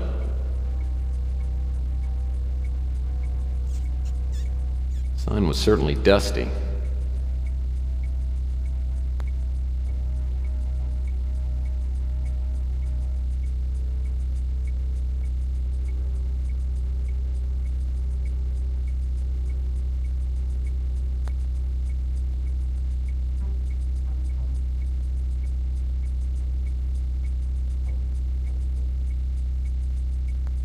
This crate feels empty. It's light, but it's sturdy.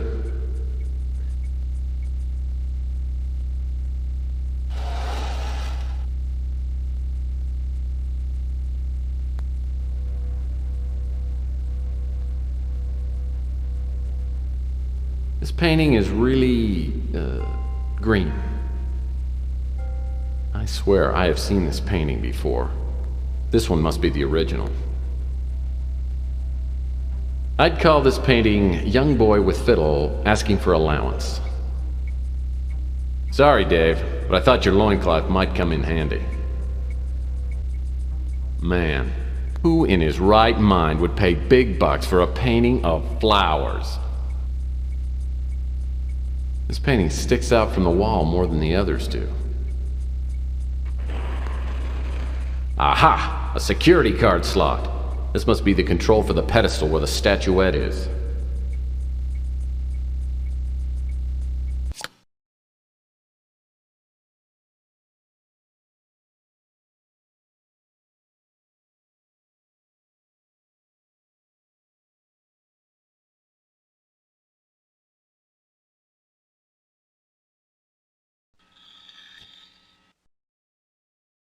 come on.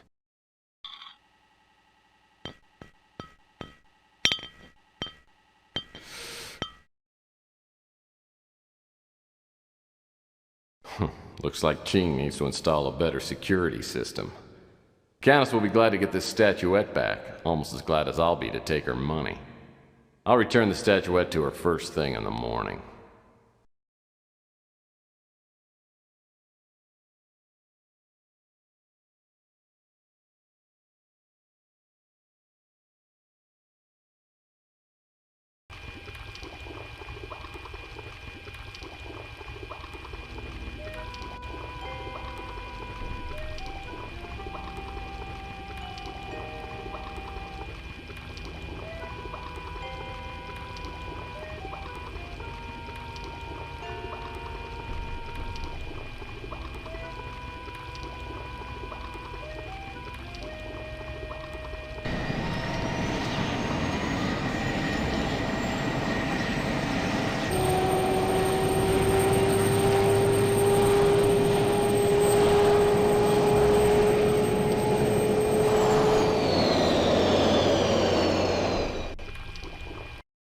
Oh, I am one tired hombre. I can't wait to... Oh, shoot. I go through all that work to get the statuette out of Ching's place, and I leave it in the damn speeder. And I didn't even roll up the windows. I am such an idiot!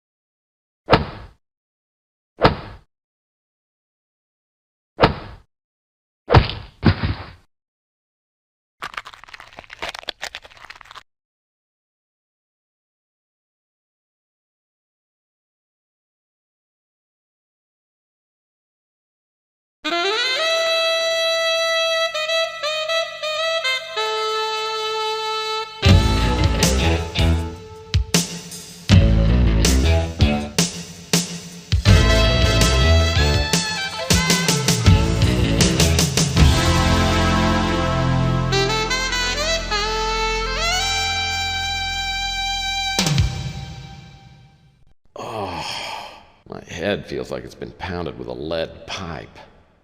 I guess it wasn't a bad dream after all. I wonder how I got here to my office. All I remember is flying pipe and stars. Damn it! After all the trouble I went to get that stupid statuette, someone just walks up and takes it like candy from a baby. And my wallet's gone too. I hope somebody on the street saw me get jumped. I've got 29,000 reasons to get that crystal bird back. Hopefully I haven't used my tube of miracle facial cream. It should help reduce the swelling and make me look almost human again.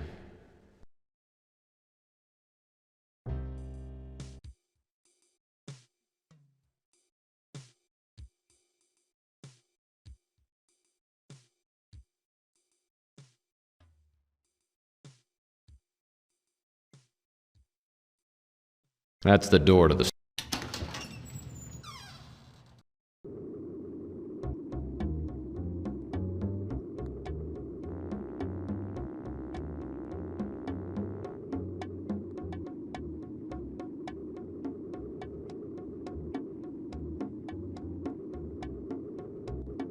Francesca...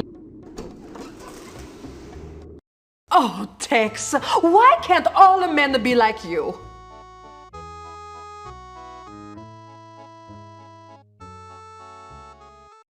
You really don't want all men to be cynical alcoholics with large, painful bumps on their heads, do you? Oh, you poor dear. They hit you pretty hard, didn't they?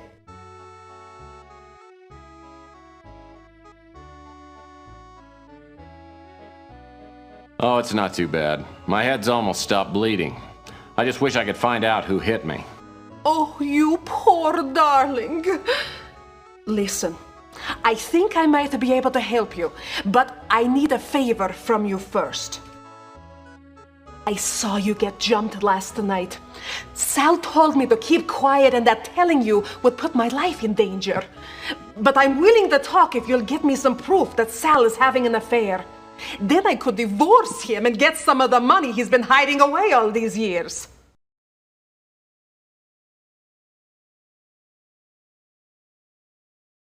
I've got an idea. Why don't you help me first, then I'll help you. You get me some dirt on Sal, and then I'll answer any questions you have. I don't know anything about the girl Sal is seeing. I've gone through his things, but haven't been able to find anything except for this note. I think it's meant to be a coded message. I'm sorry I don't have anything more for you to work with. Let me know when you've got something.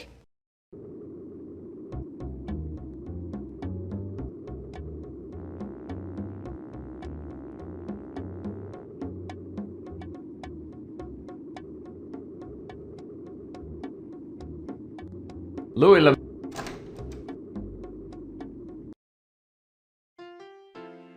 Too bad you don't like fresh brains, mate. Hot off the grill.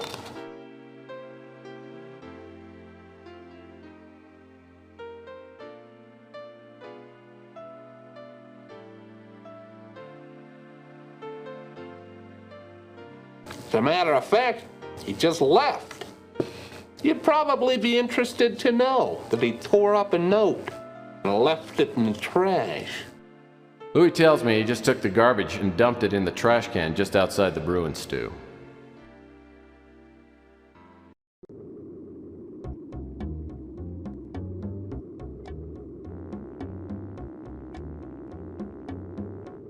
This is where Louis throws out the garbage. Street people come from miles around to sample Louis' award-winning leftovers. These must be the note scraps Louis told me about.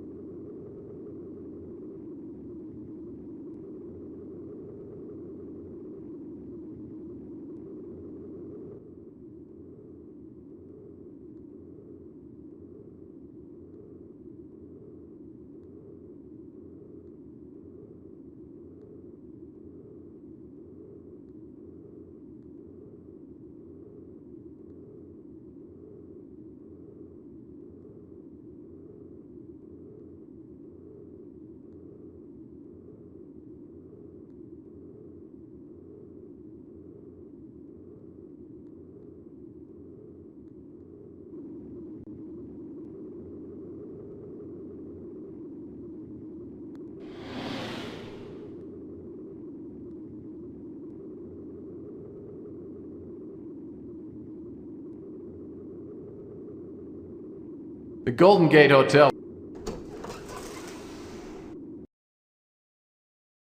This guy comes up to me and says he don't like you hanging around here. So he gives me a bunch of money and says he'll pay me more if I keep you out of here until he goes away.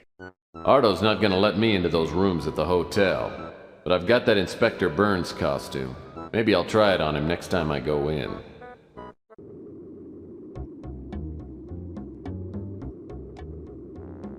The Golden Gate Hotel was once known as the Waldorf of the... Now I've got an Inspector Burns disguise that would fool his own mother. It certainly ought to do the trick on a goofball like Ardo. It's my hero, Inspector Burns! Hello, Fire Safety Ranger Ardo. I've come to inspect your fine hotel for fire safety. Hey, you're not Inspector Burns. You look like him, but your voice is too deep. Get out of here, you big fake.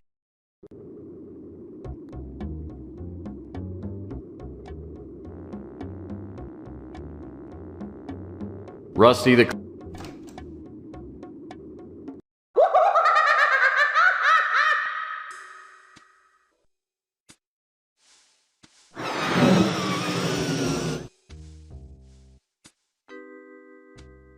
That door...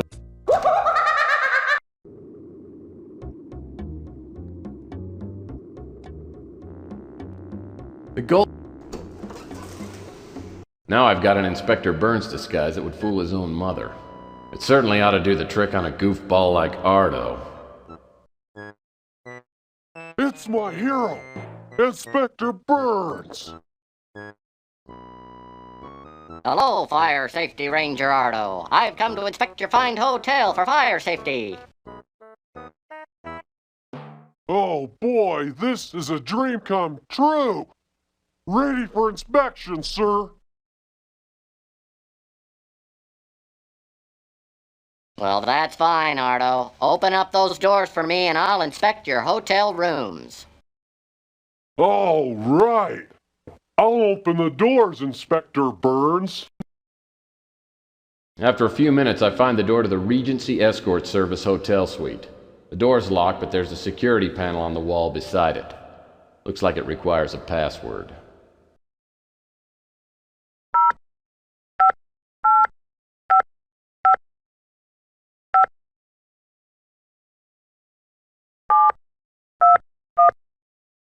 So this is the Regency Escort Service Love Suite.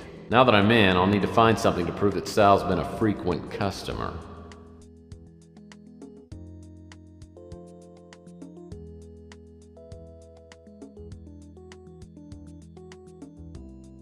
A book about the history of the Golden Gate Hotel. Looks fascinating.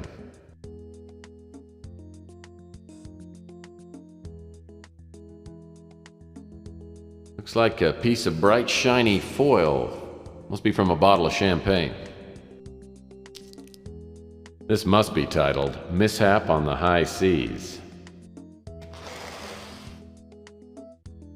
A twisty board game. I used to play this as a kid. I wonder what the escort girls do with it. Nice. Boring, but nice. I'd call this one Two Girls Bothered by Ants on a Picnic.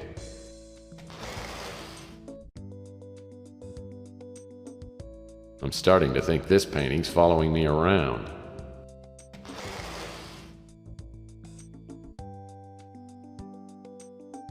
This painting is very yellow.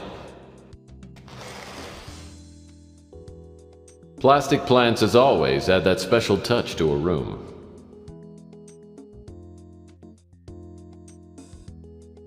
A list of names, all female. Looks like Sal's a regular here at the Love Suite.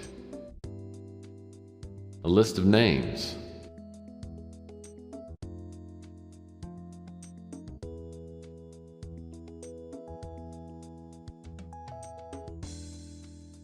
A rose bush by a fence. Pretty exciting stuff.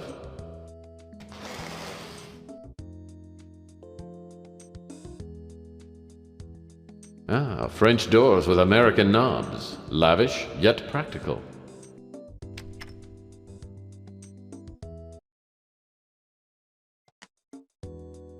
A piece of sheet music. Let's see. Lucido L'Amour.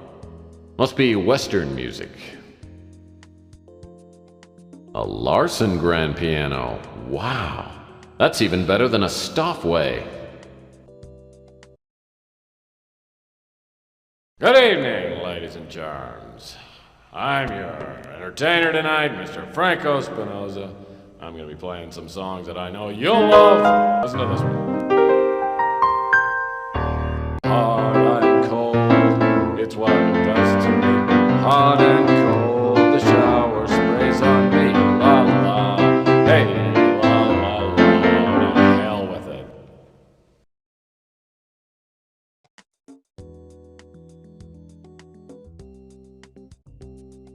Oh, a Passion's Breath room deodorizer. It smells terrible, but it's got a magnet on it. And magnets can be handy.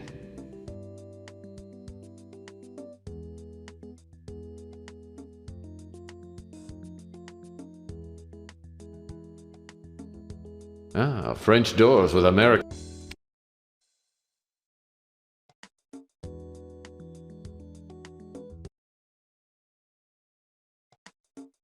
The nightstands balance the bed nicely. I love symmetry.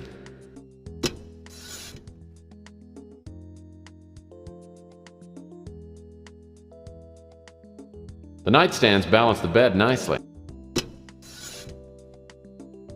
Oh, it's last month's Playbub magazine. Looks like it's stuck inside the drawer.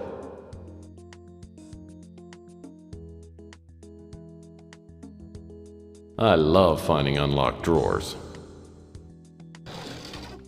A camera. Too bad there's no film in it. There's no dust on it, though. Must have been used recently. I love finding...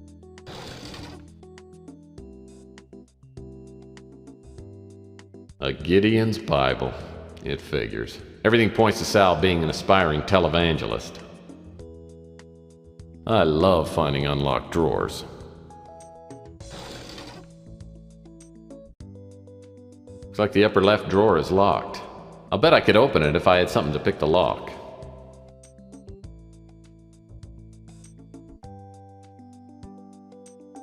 I love...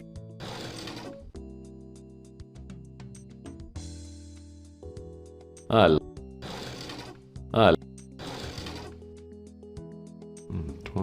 12 cents. Some people would take this change, but not me. Cash maybe, but not change.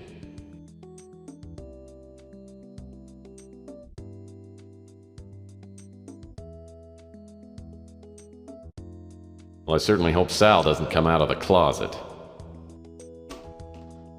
Hopefully this isn't Sal's negligee. The color's all wrong for him.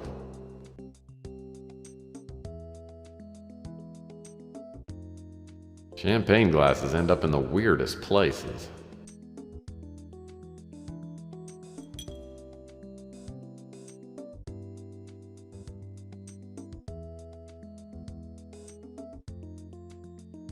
I don't think I ought to open that credenza. It might be full of Sal's underwear.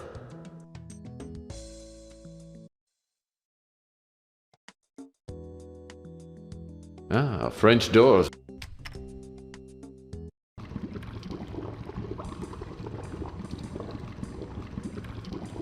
Someone's dropped a cork into this mounted vase. The opening's too narrow to get my hand in. I'd break it, but it looks like it's made out of saranide, that new unbreakable plastic. The cork looks like a typical champagne cork with some wire mesh on it. Wire mesh.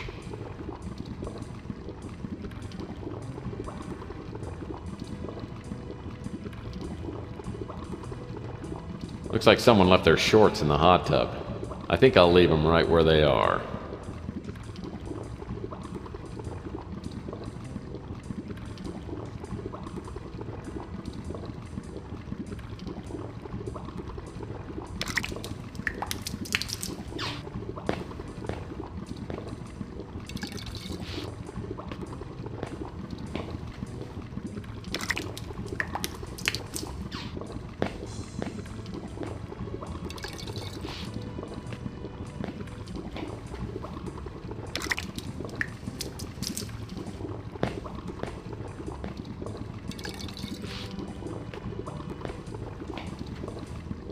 As I fill up the mounted vase, the champagne cork floats to the top.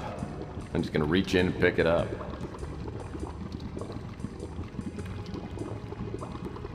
If I can just get this piece of wire on. There we go.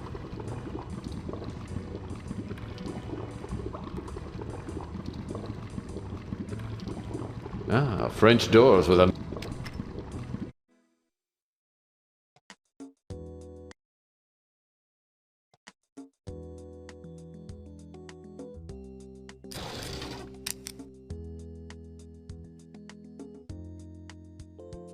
It's a shoelace. I hope it hasn't been used inappropriately.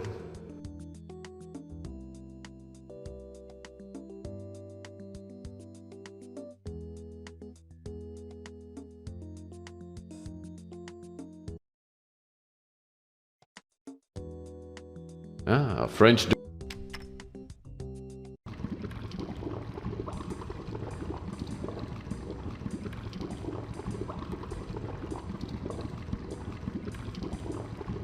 Oh, sick. A yucky Band-Aid. And some pillars.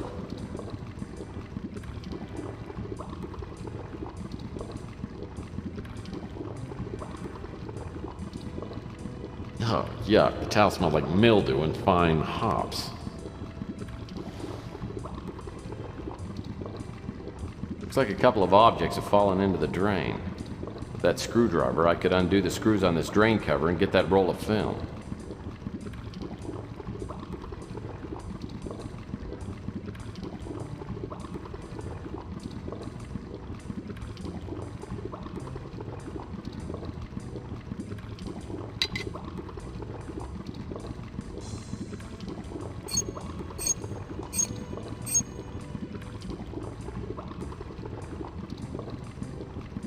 Looks like a roll of film down there.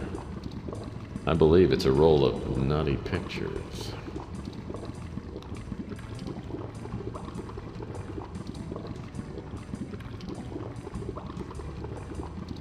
Oh, there's nothing like a fluffy, downy-scented towel.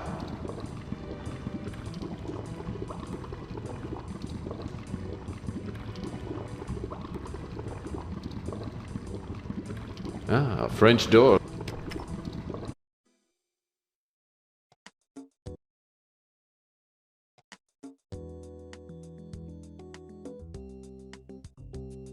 I love.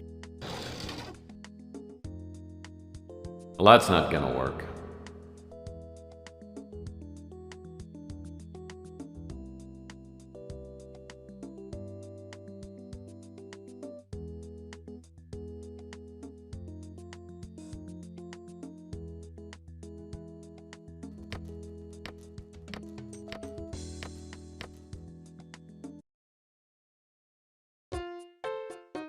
Oh, it's the Photomatic Plus Film Developing Kit. How convenient.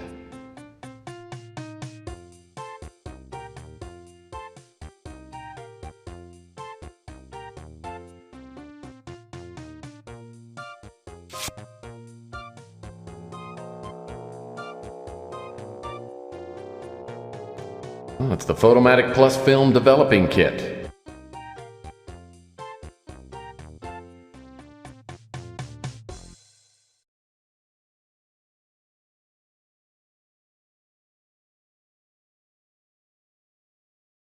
These pictures are sick. Francesca will be so happy.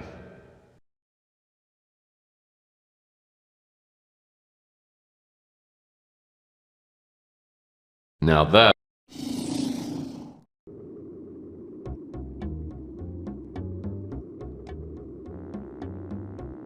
Francesca... Well, gorgeous, you're back. Did you get the evidence I need?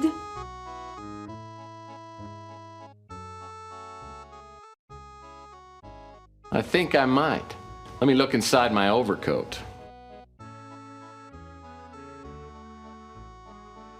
Oh, excellent!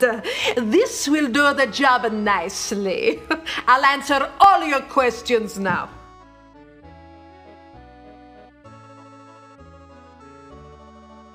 I was up late having some espresso, then I saw you get jumped. The guy who hit you was real small, maybe a 5'6", 130 pounds. I didn't see his face. He took your package you were carrying, then ran off. It looked like a professional hit, but he wasn't trying to kill you. Believe me, if he wanted to, he could have. After the first guy took off, I saw another guy come running down from your office. He bent over you and went through your coat. Then he ran off too. I recognized the second guy. He was a mutant named Pug. In fact, I remember seeing him hanging around your office for the past few days. Anyway, I went over to make sure you were okay. Sal showed up a few minutes later and I made him carry you up to your office. That's all I know.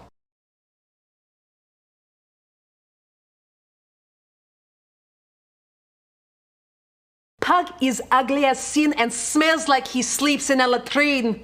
On and off for the past week or so, I've seen him keeping an eye on your office.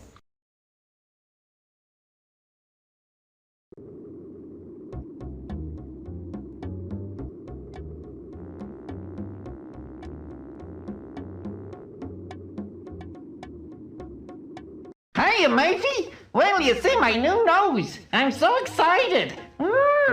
I'm gonna look and feel like a new man.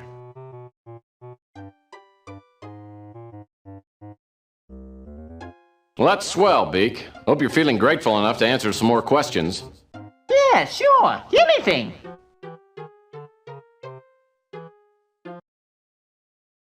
Well, Pug and I used to hang out sometimes, but I haven't seen him for a while. I heard he's gotten a job of some kind. He doesn't work very often, and he usually sleeps in a box down by the Snow White warehouse.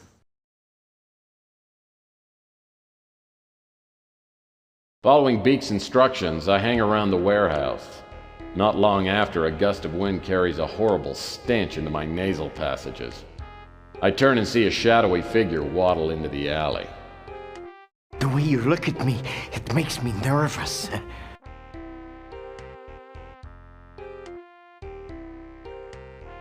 Oh, don't get me wrong, Pug.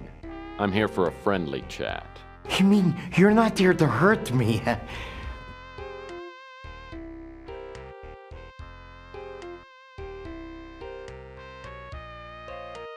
Well, now that you mention it, I guess I am. I must be going now.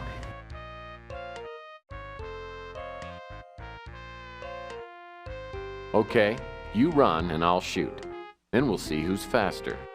This talk of guns has frightened me. I think I've soiled myself.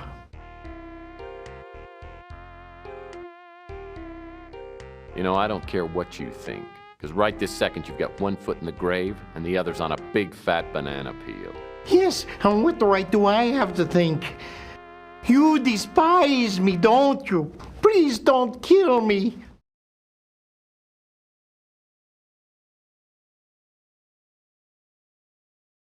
Give me my wallet and I promise I won't hurt you.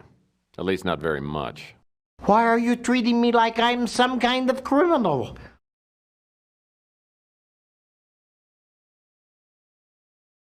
I don't know. 'Cause you are one? You're a cynical person, if you'll forgive my saying so.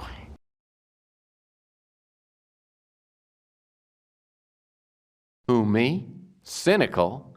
What a load of crap. Now give me my wallet before I break you in half. Here's your wallet. You will see I have spent very little of your money. Tell me, how did you find me?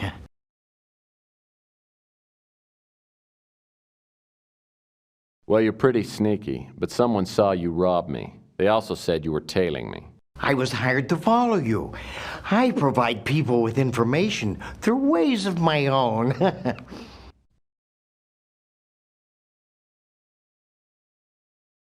Oh, and stealing my wallet was in the job description. No, I'm just looking for ways to make extra money. I was hired by an old PI who called himself the Colonel. He paid me to follow you and report back on everyone I saw you talk to. He also wanted me to tell him if I saw you with a little statue of a bird. He told me very little else, though he said that he had to find out if you could be trusted. There, I have told you everything I know. Now let me go, and I shall not bother you again.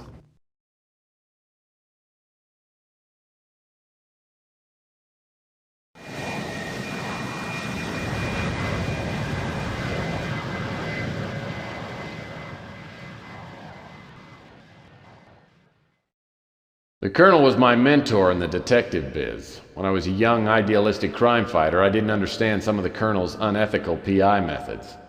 I reported the Colonel to the PI licensing board and his license was temporarily revoked. In the years since, I've come to understand and even occasionally use the Colonel's questionable methods, but we've never made up. I haven't seen the Colonel's office since we fell out 15 years ago. From the look of the exterior, the Colonel's kept it up nicely. I knock on the door and it swings open. The place is trashed.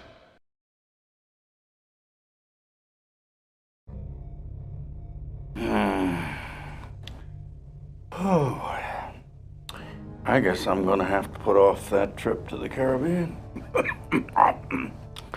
Maybe permanently. My God, what happened? Who did this to you? The chameleon.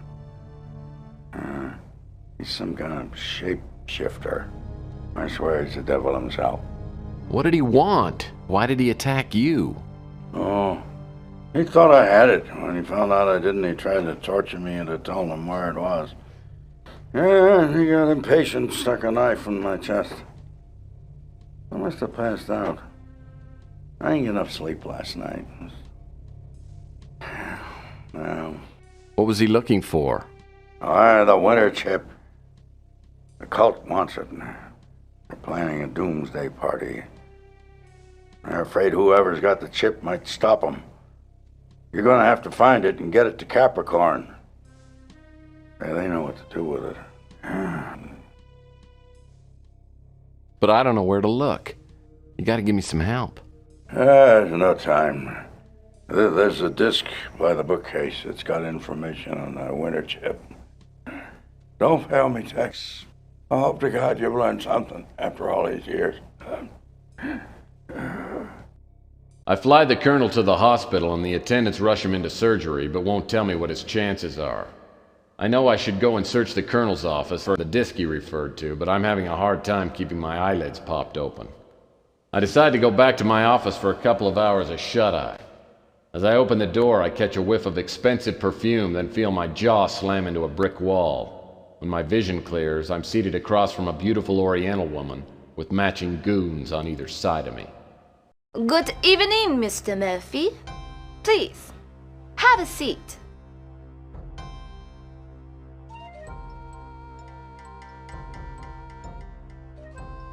Gee, thanks. My dogs are really tired. Yes, you've been very busy, haven't you? Let me introduce myself. My name is Eddie Ching.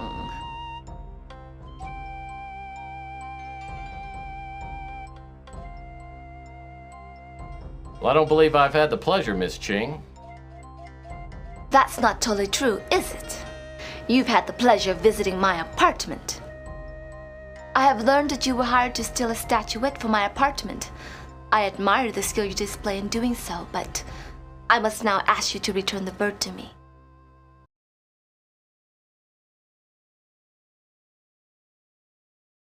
Life is hard, Ching. I was hired to return the statuette to its rightful owner. Unfortunately, someone stole it from me before I could return it to her. It's gone? You imbecile! Have you no idea what you've done? You were set up. The person who hired you belongs to a group so powerful, they may hold the fate of the world in their hands. The statuette is worthless, except to this cult. And I went to great lengths to keep it from them. And all it took was one idiotic PI to give these fanatics the talisman they need to loose the demons of hell upon the earth. Okay, I made a mistake. You won't help things by calling me names.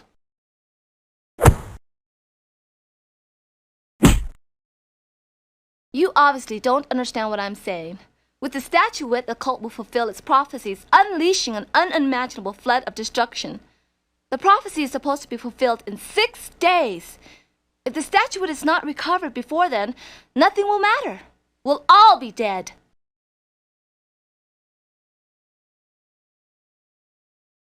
You seem to know a lot about this cult and were able to get the statuette in the first place. Why don't you send some of your goons out and clear up the problem? The cult knows about me. They tried several times to steal the statuette once they learned I had it. They will not allow me or my operatives to obstruct their plans. You, however, they do not consider to be a threat. The cult is behind the crusade for genetic purity. I don't know any more than what I've told you, except for the identity of the man who set you up. He is known as the Chameleon. If you can find him, you will be within reach of the statuette. You should realize that your blunder makes you responsible for 10 billion lives. Hope for your own sake that you can succeed where more powerful people cannot. Let this be a reminder to you not to repeat your mistakes. If you fail, I will see you in hell.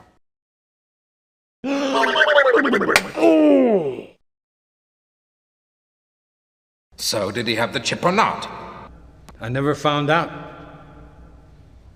My usual methods of persuasion weren't working, so I had to get a little more forceful. Next thing I know, his lights go out. I think I killed him. Dead men don't help us. We've got to find out about that chip. If the Colonel didn't have the chip, then he probably sent it to Murphy. Stick around and keep tabs on him until the last second. But don't kill him. If the chip doesn't show up, make sure Murphy doesn't blunder into our path. If you find the chip, destroy it. Then you can do what you want with Murphy.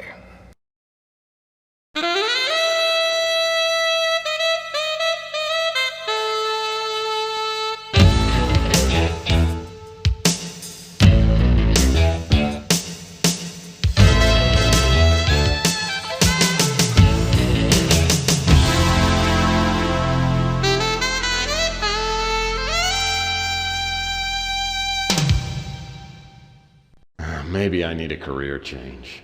2 days in a row waking up in a semi-conscious stupor is enough for anybody. My nose is so sore my eyes water when I inhale and all my front teeth shift slightly when I exhale. On top of all this, I found out that the world population could be annihilated because of me. That's just too much guilt to heap on a guy at this hour of the morning. Looks like I'm on my own. I'll need to find that disc the Colonel referred to. And what about that Countess? Was she on the level, or was she just feeding me a line?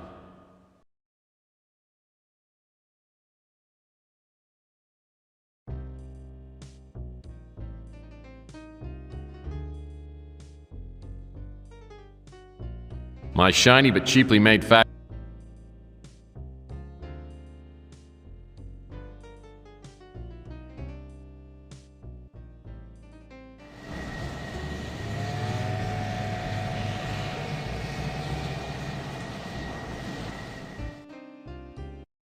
Okay, there's something wrong with this picture. When I was here before, the place looked like a palace. Now it looks like the aftermath of an IRS auction. Somebody wanted me to believe the person I talked to was a real countess. Now I can see I've been played for a sucker. But who set me up and why? Well, there's a bald eagle perched on the chandelier. Man.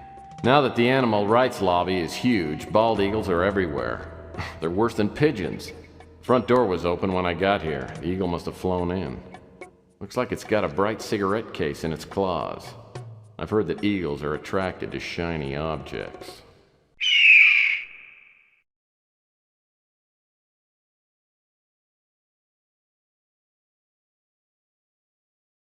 Hey, neat. I saw a watch just like this one in my spy supply catalog.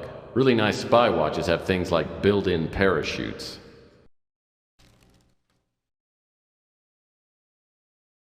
Searching through that fireplace could be a real pain in the ash.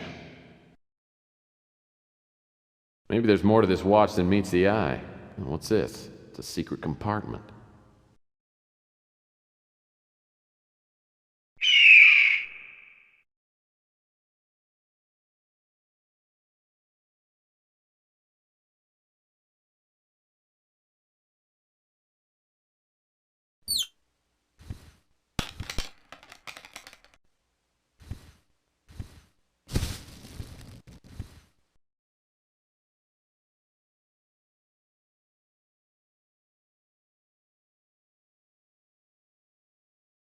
Whoever that was that met me here the other night may have set me up, but I'll bet you didn't get her cleaning deposit back.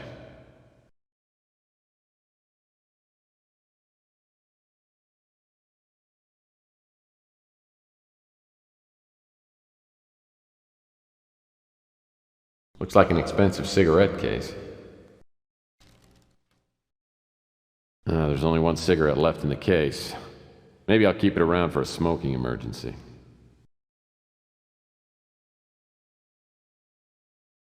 Looks like the obituary section of yesterday's Standard Examiner. The ashtray's loaded with expensive imported cigarette butts.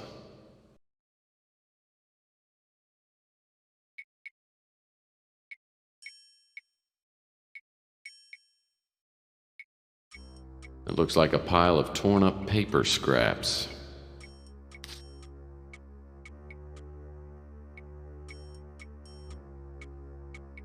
Only the most callous criminal would be so careless with plant life.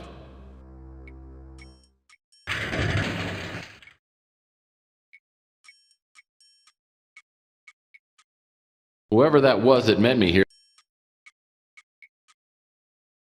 These doors may have opened at one time, but they appear to be permanently sealed shut.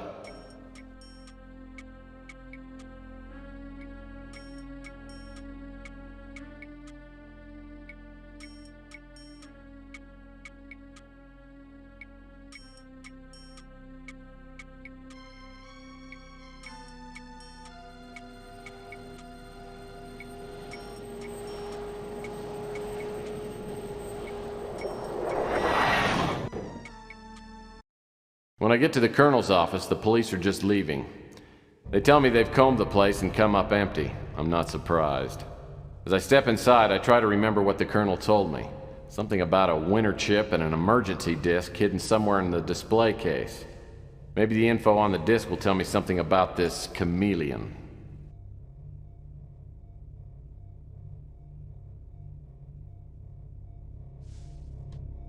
Well, the colonel certainly does like his calendar spicy.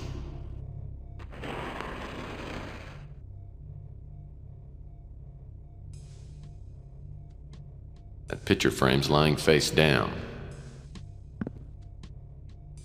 Oh, nice looking dame. This must be the colonel's squeeze. If I could track her down, maybe she could give me some more information. Boy, the chameleon sure was in a Rosebud!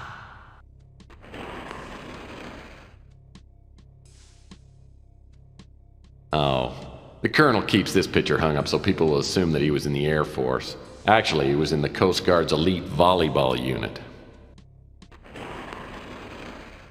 It's like a wall safe to me. Maybe that emergency disc the colonel told me about will help get the safe open. Sailing is one of the colonel's two obsessions. The other one can't be mentioned in polite society.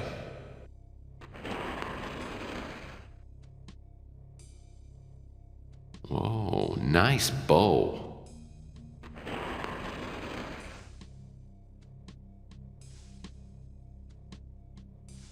These desk drawers were probably searched by the chameleon, but maybe he missed something.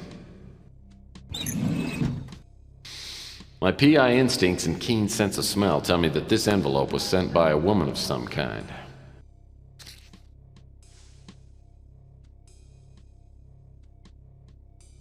These desk drawers were looks like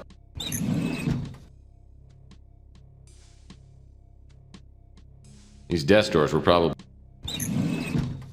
some sort of greeting card.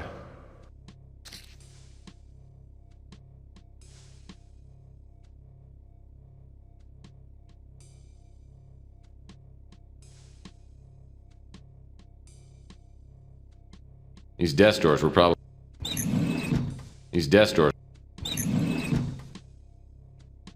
looks like well, apparently the chameleon has no appreciation for cheap ceramic art. Well, it looks like the chameleon didn't have time to smash all the vases. This must be the disc the colonel mentioned. Maybe I can run it on his computer.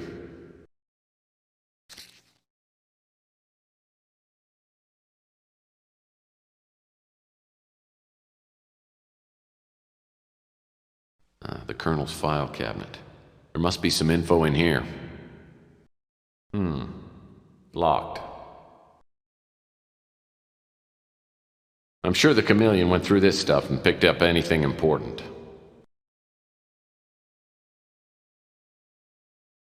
Nice computer.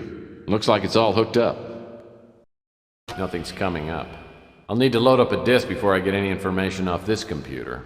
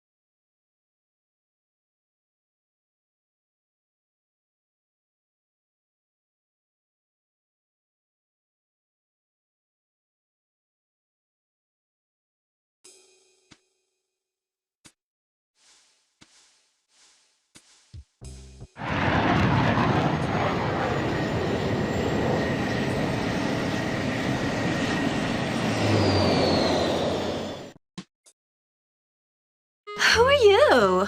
What do you want?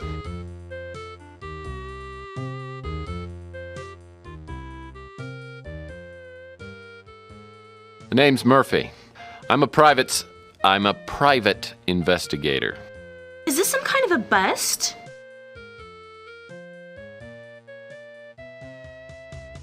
No, I'm not a cop.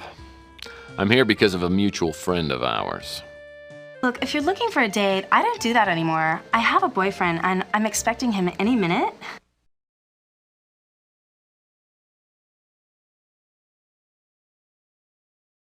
Listen, I hate to be the one to tell you, but I have some bad news for you. Someone tried to murder the Colonel. I don't know if he's gonna make it. He may be dead now for all I know. The Colonel? Dead? I can't believe it! I guess we won't be going to Bermuda next week.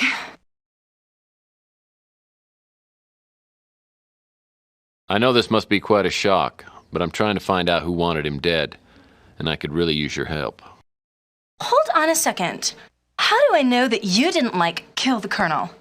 Well, he's not dead yet. I have something for you from the Colonel. Okay, let's see it.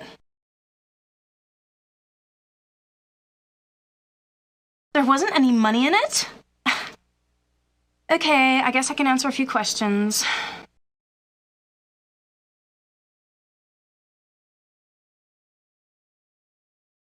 Well, he was nice to me, so I was nice to him. I mean, it was fun. I feel kind of bad now, though, because he gave me this package that I wasn't supposed to open unless something happened to him, but I opened it anyway. And I was so disappointed because there was nothing in it except for this stupid key. No money, no jewels, no nothing. Sure, I guess you can take it. I don't even know where I'd use it. I'd like to help you, but I can't. Are you trying to make me feel dumb? Well, I'm just a lonely girl looking for a new friend to play with. You might be fun, but you don't look like you have very much money.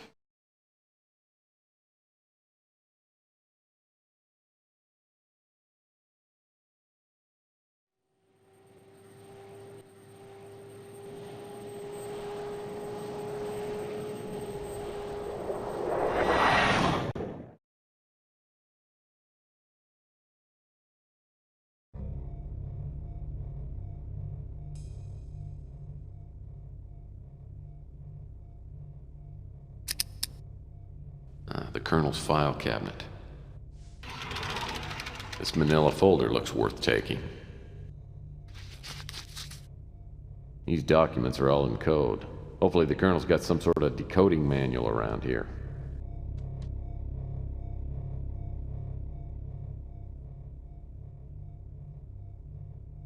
Wow, detective files? Detective Dragnet? Unofficial detective? I've never figured out the Colonel's tendency toward tawdry smut. A small return receipt from UPEX. Apparently the Colonel sent something recently.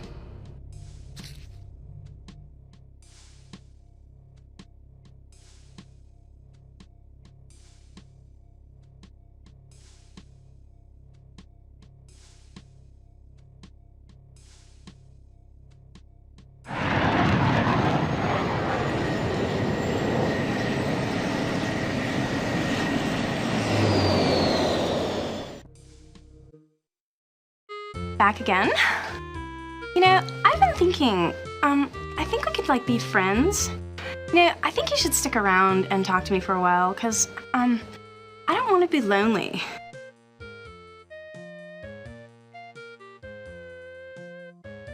Nice try, sister. I'd fall for your lines if I hadn't been around the block before. In a couple of days, you'd have my heart and probably several other vital organs sitting on your mantle like trophies. I feel like you know me somehow. Ask me anything you want.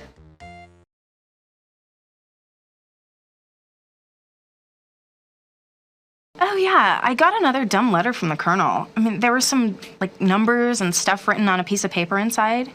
You can have it. I can't even understand what it is.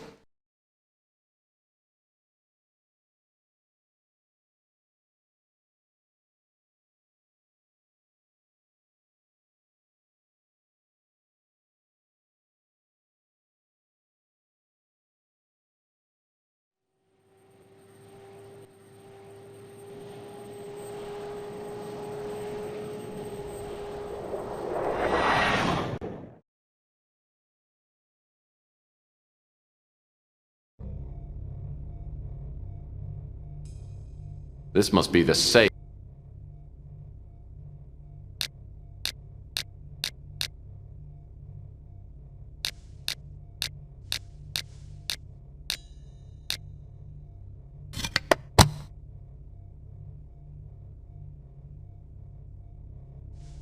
This codebook looks like it'd come in handy if I could find some coded documents.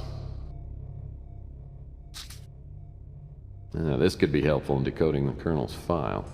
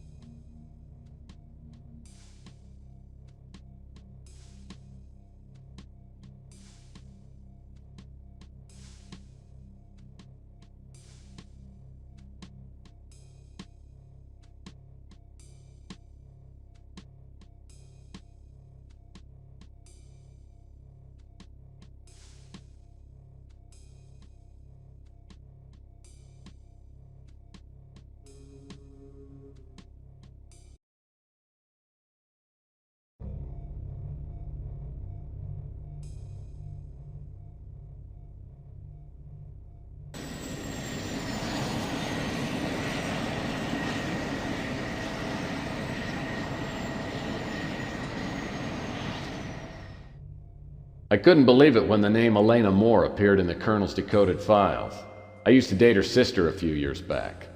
Elena was an annoying 12-year-old who had a knack for entering rooms at the wrong time. It's obvious she still recognizes me when she opens the motel room door. So you're little Allie Moore, huh? Last time I saw you, you were quite a pest, and you'd just gotten your braces put on, right? Yeah, but that was quite a while ago, Tex, and I've grown up. You know, I used to have quite a crush on you. Yeah, I remember. Speaking of crushed, how's your sister? I haven't seen her since our nasty little breakup. She got married a few years ago. In fact, it was Debbie's husband who helped me get hired at GRS. It's been just over a year. Since then, I've worked as Marcus Tucker's personal secretary. He's the director of GRS. So what does GRS do specifically? They do genetic research, gene mutations, genetic viruses, that sort of thing. It was very professional, high-tech. GRS hired only the best young scientists. From the beginning, everything seemed really mysterious and secretive. Is that why you quit?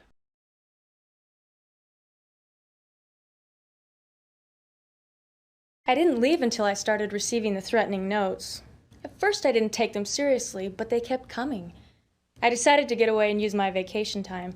But when I got back, someone had gone through my apartment. That's when I checked into this motel. How did the Colonel find you? I don't know. He just appeared here one day. It took him a while to convince me that I could trust him. But now, for all I know, he's dead. I'm scared, Tex. Really scared. Look, I'll do what I can to help you, but I need to know everything. Why do you think someone at GRS wants you out of the way? I'm not sure. Since I was Mr. Tucker's assistant for a couple years, I had access to most of his files. Maybe someone thinks I saw something I shouldn't have.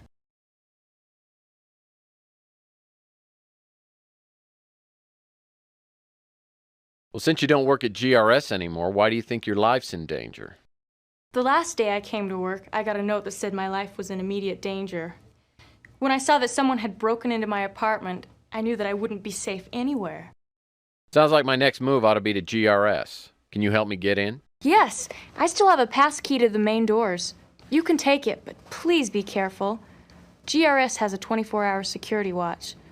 With the colonel in the hospital, I have no one to turn to. I don't know if I should, but I'm going to trust you. I tell Elena to sit tight and wait for me till I get back. I also warn her to keep the door locked and not open it for anyone except me. Elena obviously doesn't know anything more than what she's told me. She's given me the break I need, though, a passkey to GRS. Like the colonel, I have a feeling that GRS will provide a few answers.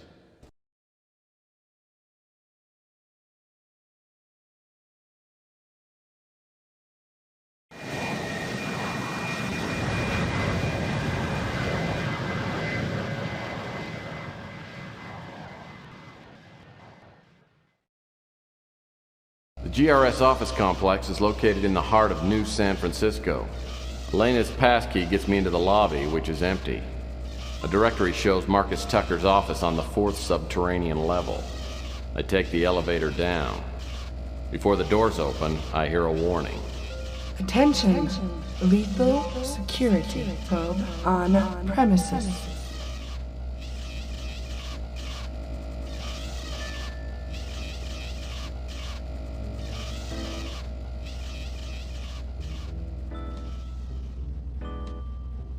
The door to the R&D.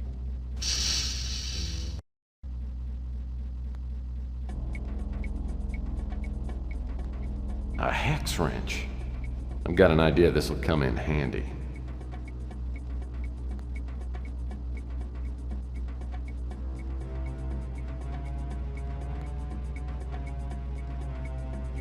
I love finding nothing else left in. I love finding nothing else left.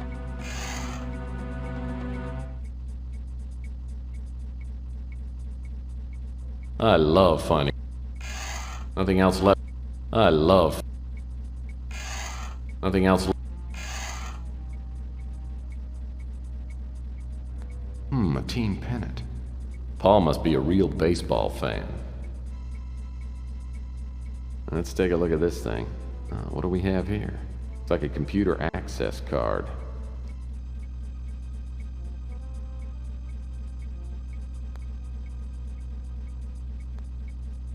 Boy, whoever sat here was really good at tic-tac-toe.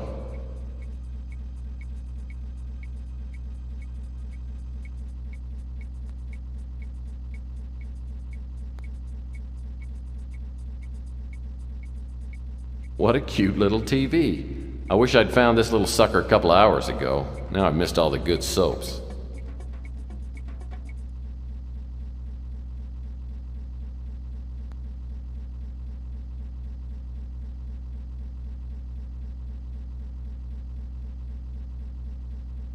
It's like the TV has no reception capability.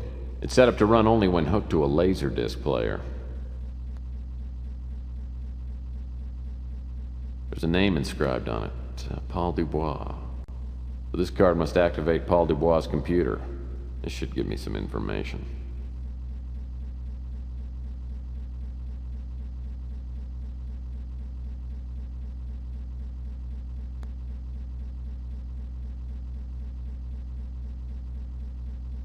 Looks like this computer requires a computer card to get access to it. Computer passcard required to access this computer.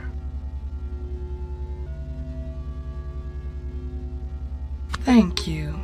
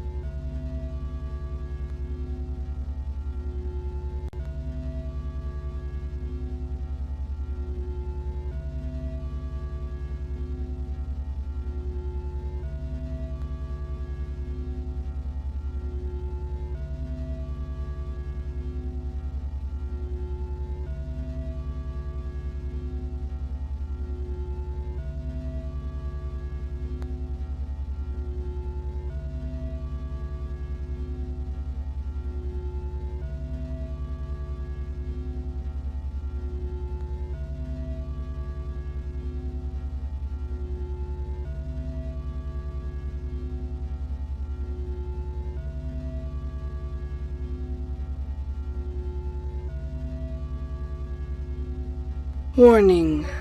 Security sweep will begin in 5 seconds.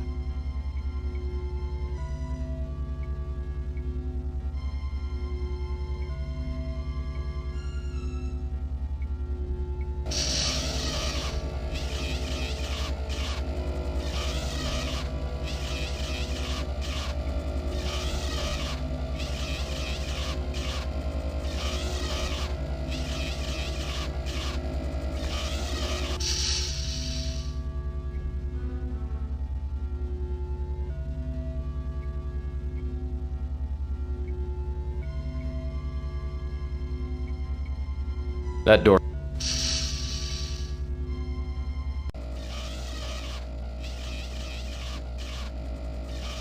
The supervisor.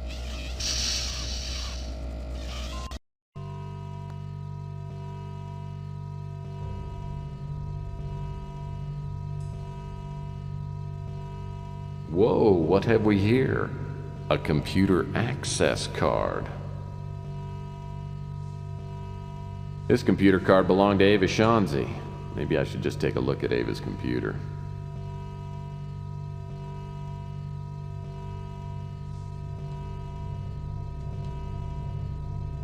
The air vent looks like it could be removed with a hex wrench. The opening isn't big enough for me to get through, though.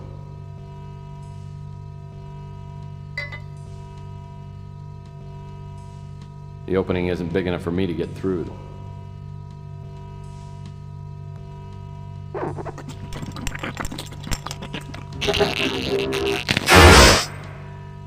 Poor little guy. He must have tripped something on the console, or maybe the old roast beef sandwich spontaneously combusted. At least he got the door open for me.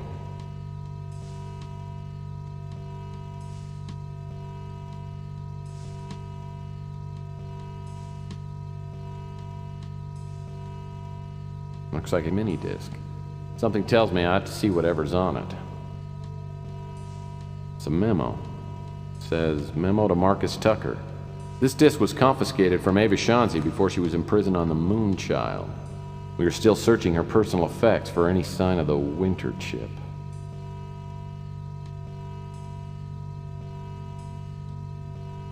I love...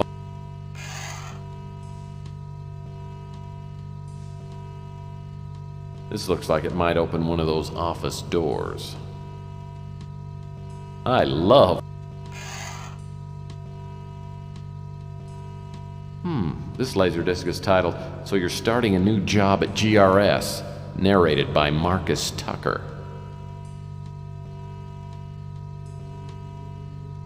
Warning. Security sweep will begin in 5 seconds.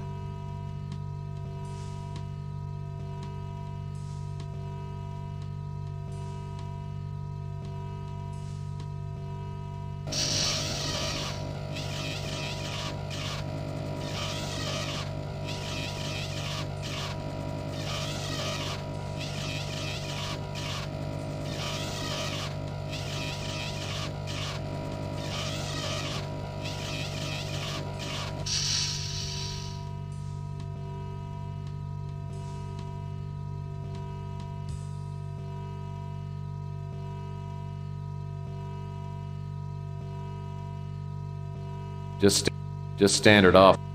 Just standard off.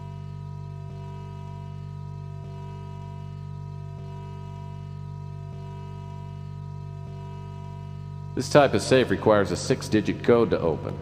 If the people who worked here are anything like me, they would have written the code somewhere in case they forgot it. This computer has a mini disk drive. Computer passcard required to access this computer. Thank you.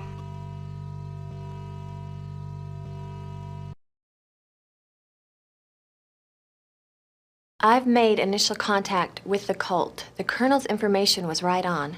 There are at least 2 employees here that are members. I haven't been able to find a solid link between GRS and the cult, but I'm sure Tucker knows what's going on. Over the past month, I've been letting people know that I support the eugenics movement. Finally, I was contacted today by a cult member named Murray. He's a project supervisor. I'll be attending an initiating meeting tomorrow night.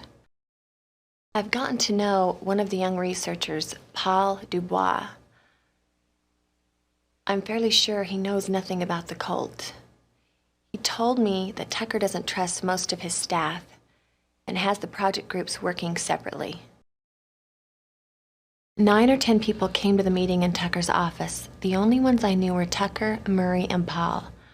I got the name of only one other cult member, a creepy little Nazi named Camden Leander. He seemed to be the highest-ranking member. I didn't learn much. They seemed more concerned with grilling me and Paul. I don't think Paul is cut out for the cult. I think he's attended the meetings to get to know me. I've advised him to get out while he can. Also, there's a young woman named Elena Moore who works as Tucker's assistant. She doesn't seem to know what's going on here. I think she knows too much, and she'll probably be eliminated when the current project is finished. I've warned her to get out of the company. It looks like the project is almost completed. The cult members are ecstatic. I keep hearing them use the words purification and illuvion. I don't know what they mean, but whatever's going to happen is going to happen soon. I'm not going to use a chip until I have a better idea of what they're up to. At our last meeting, there was an older man. He looked familiar, but I couldn't place him. Apparently, he's in charge. I noticed him staring at me during the meetings. Afterwards, he pulled me aside and said there would be a special place for me in the new order. I'm going to play along.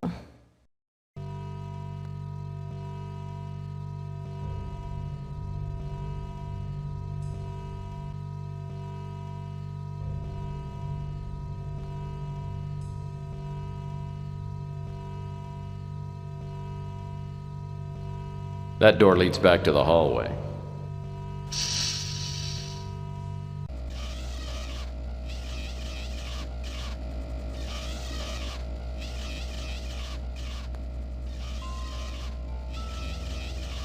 The dread.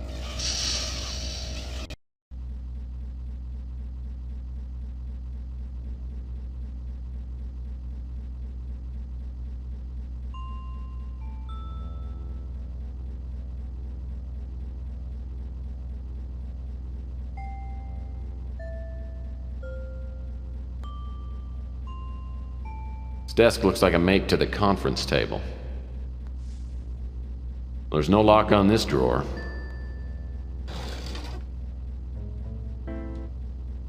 Oh, it's an electronic shop laserdisc player. Chintzy, but it looks like it works.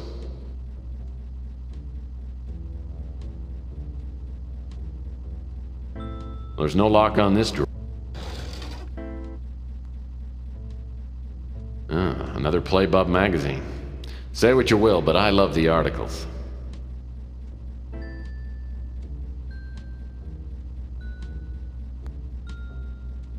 This thing's useless to me unless it's hooked up to a TV. Oh, there's a scratch on the laser disc. I wonder if it still works.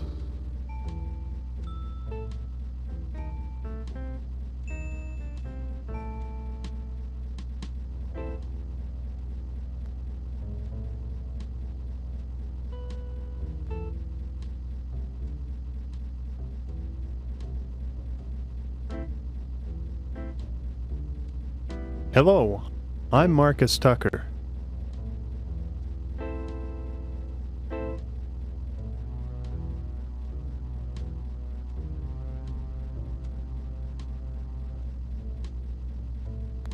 My home movies would look great on that screen. There must be a remote control panel that controls this video screen. Maybe it's somewhere on the conference table.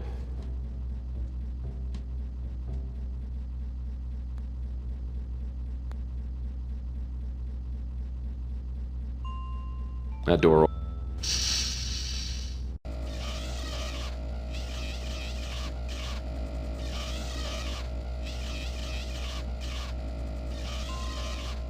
This looks like.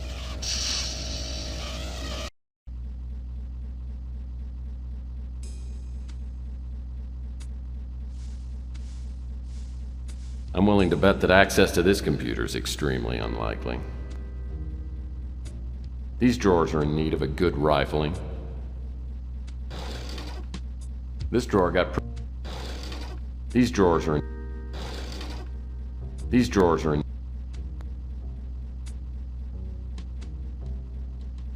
An old-fashioned red tip wouldn't match. My Zippo's out of fluid. Maybe I should keep this around for an emergency light.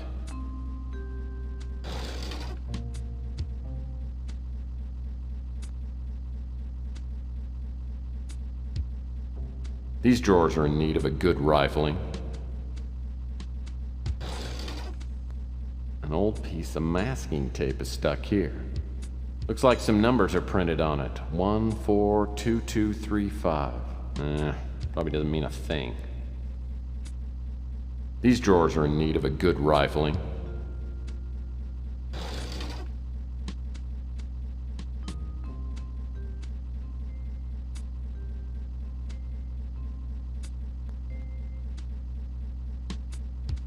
This panel must control access to the safe. Looks like it's a voice-activated ID system. My guess is that only Marcus Tucker's voice will work on this system. I'll need to turn on the access panel first.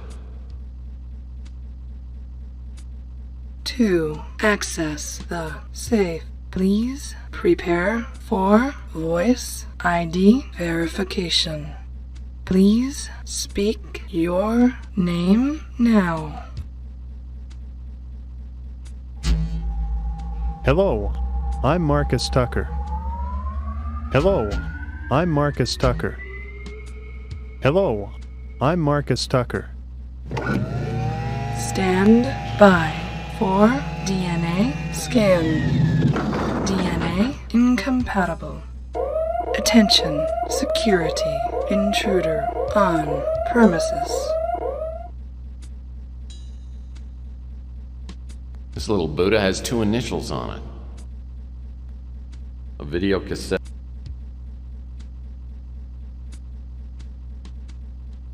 Looks like some papers have been shredded, in my experience, only important papers.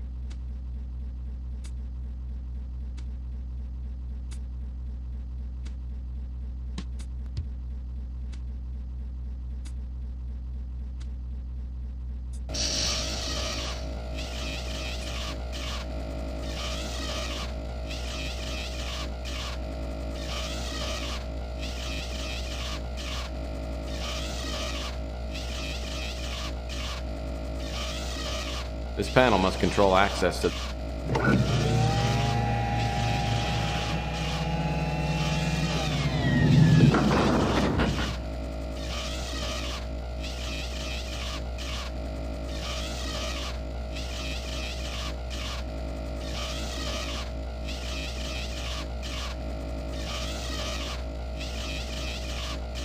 This door is the only way in it.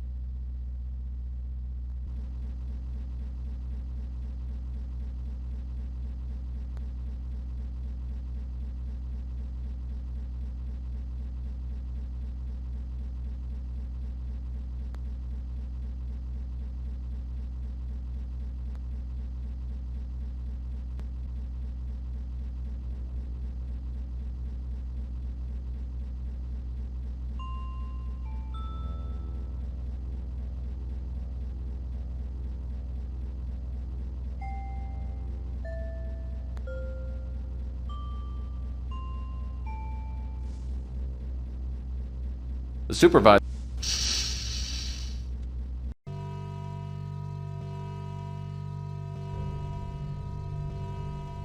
This type of safe requires a 6-digit code to open. This type of safe... This type of safe...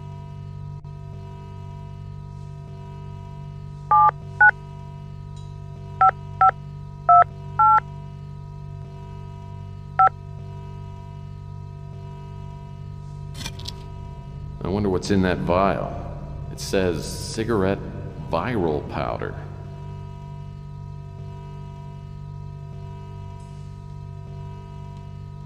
Let's take a look at this Buddha. Whoops. So clumsy. I'll be darned. This must be the winter chip. And it was right here under the cult's nose the whole time.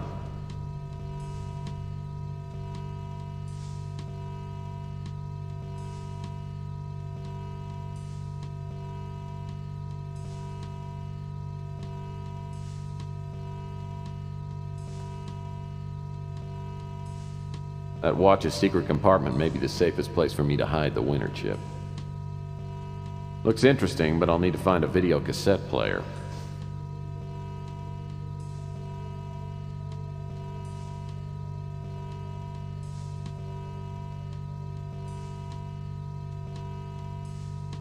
That door leads back to the hallway.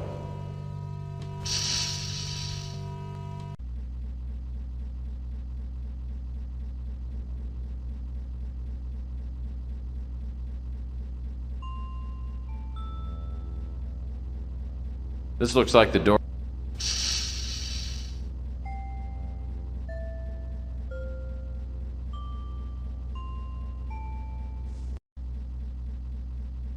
I'm willing to bet that this door's the...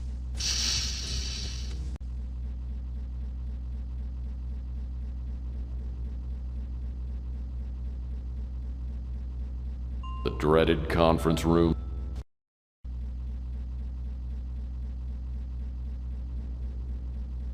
Hey, a key. Must open something here in the room.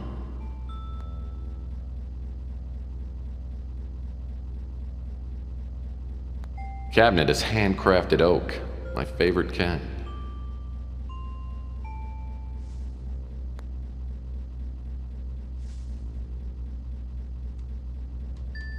There's no lock on this drawer. There's no lock on this. This desk looks like a make to the conference table.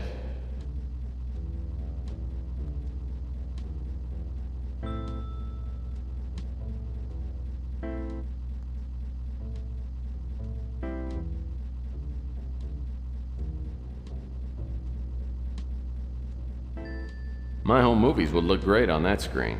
There must be a remote control panel that controls this video screen. Maybe it's somewhere on the conference table.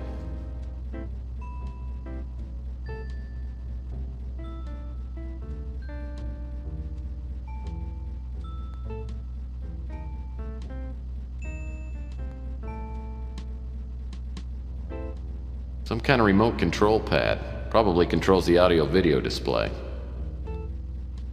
Well, the video screen works. Now I need to get something to actually come up on the screen.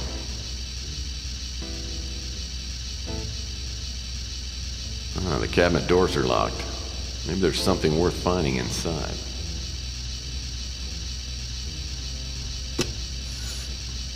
Looks like a state-of-the-art VCR. Okay, it's turned on now.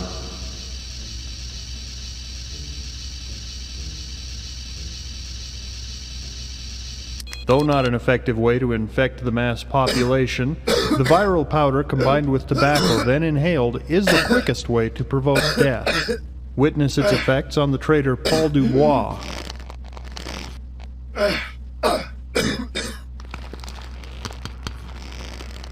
On a larger scale, the virus can be introduced into the upper atmosphere by means of dispenser satellites. With proper flight path alignment and a minimum of 100 dispensers, Earth's atmosphere could be thoroughly saturated within 12 hours. Once in the atmosphere, the viral molecules bond to condensing moisture and create a seeding effect. The ensuing rainstorms would bring the virus down to the planet's surface. As we have witnessed, the effect of the virus is almost instantaneous, and the entire fauna population of the Earth should expire within several days at most. While this method of extermination is thorough, its residual effects are significant. The atmosphere will continue to cycle the virus for years until natural decay and filtering cause the viral strain to become a negligible portion of the atmosphere. We estimate that this process will require a minimum of 30 years to complete.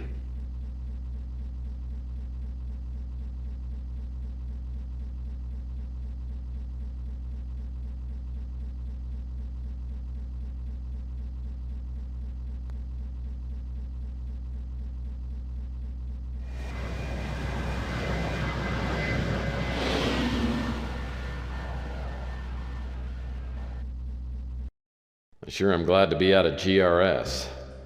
I'll need to catch a few winks before I go anywhere else. First thing in the morning, I'll need to go back and check on Elena.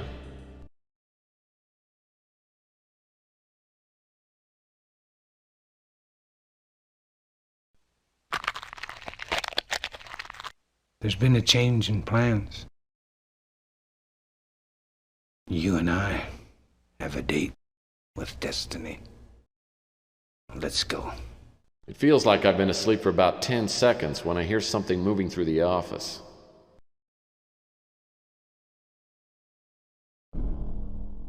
Hello again, Murphy.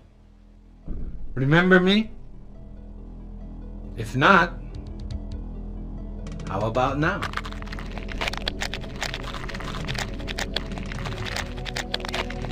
The ability to change forms is a talent I was born with.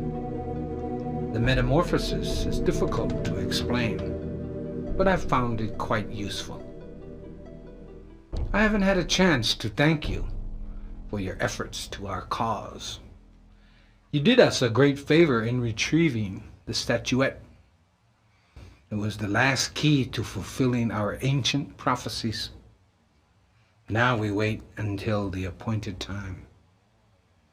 Incidentally, I've kidnapped your girlfriend. I know you're looking for a certain computer chip. Abandon your search now, and I won't harm Miss Moore. It would be a shame to kill her. Besides, it's not easy stuffing a head into one of those water coolers. Just ask your friend Pug. He's cooling off right now.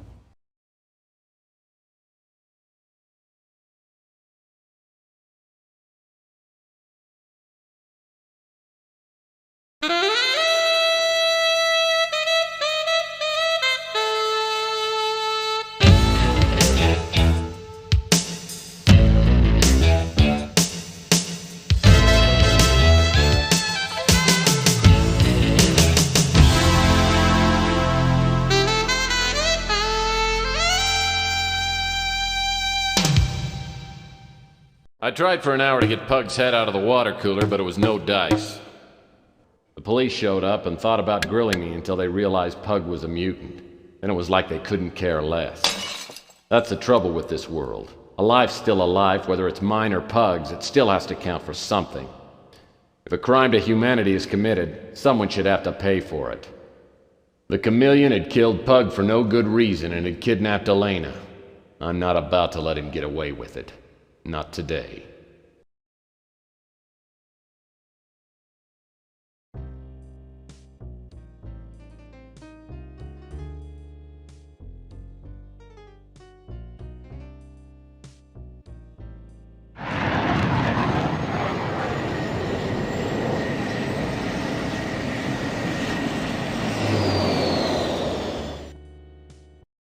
I heard that some rich guy a few years back bought the remaining pieces of an ancient European castle. This must be the place. As I approach the coordinates given in the shredded note from GRS, I see a massive structure jutting out from a deeply forested area. The bastion looks like a medieval castle, but there's nothing romantic about this place. It seems to lay there, a festering evil, like a paper cut gone bad. From here I can get a good look at the chameleon. He's pacing around, smoking like a brush fire and talking to himself. I don't know what he's smoking, but he looks higher than an infield fly. I've got to distract him somehow and get him out of the room. Then I'll figure out a way to get him out of here for good. It's the chameleon. Looks like he's enjoying his rich imported cigarette. Maybe I can get him to stop smoking permanently. First I'll have to create some sort of a smoke screen to get him out of the main room. The chameleon has Elena in a laser field. The effect of the beam is probably keeping her sedated. With the chameleon out of the way, I can find out how to shut it off.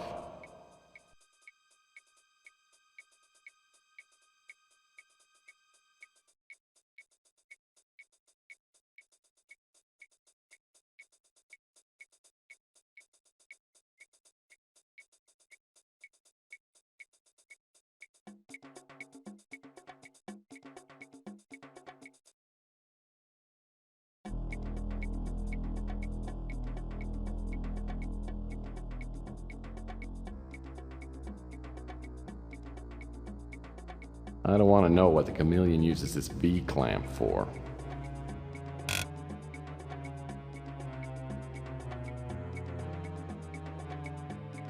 Two antique knights. I'll bet Rook wouldn't mind capturing these. These weapons would be really useful if someone hadn't bolted them to the wall.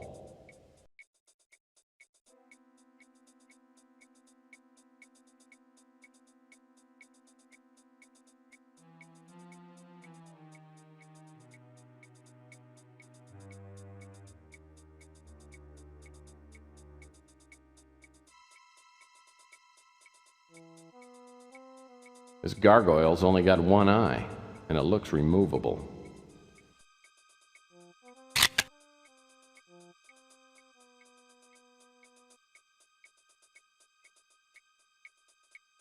Looks like a perfectly harmless bungee cord. It's probably used by the cult as some kind of diabolical torture device. This door appears to be sealed shut. I guess I'll need to look somewhere else.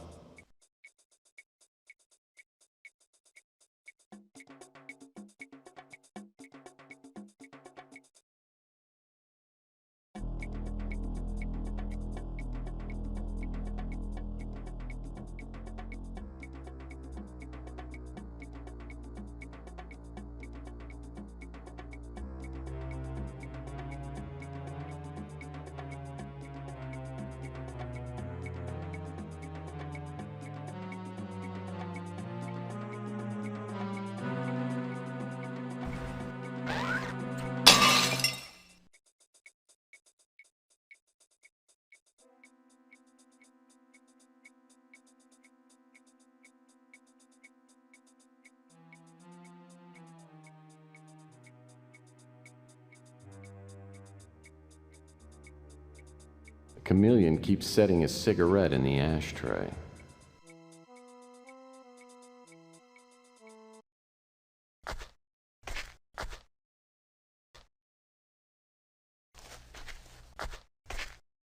Okay, the cigarette's in place. Now if you'll just go for it. Yeah, here he comes. Come on. Come on. Over to the table for some real smoking enjoyment. He's got it. That's it. Smoke away, sucker. Gotcha.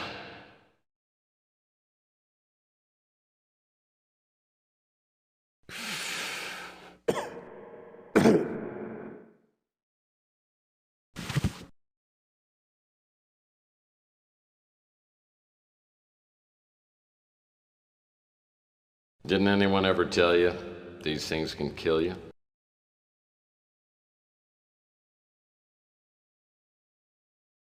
I underestimated you, Murphy.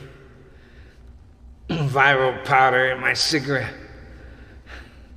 Very clever.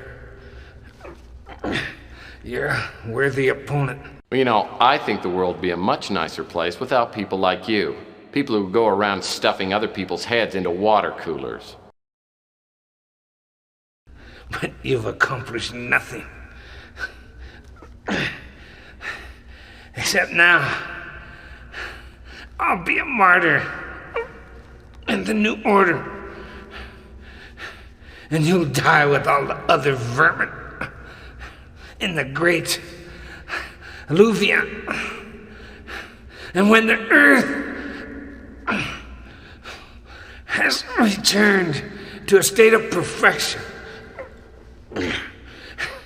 and the purified races return after the waiting, my name will live forever. Yeah, I guess that's good in theory. Too bad you won't be around to enjoy it. Death means nothing. I would die 1,000 times to help fulfill the sacred prophecy. Enjoy your victory while you can, Murphy. Tomorrow night, you will die.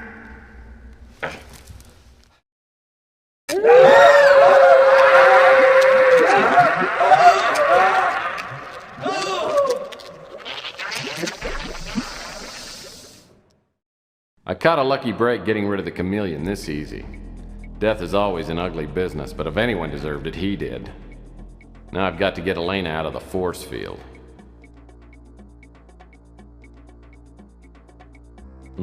Bread, milk, taco sauce. Damn! I know I'm forgetting something.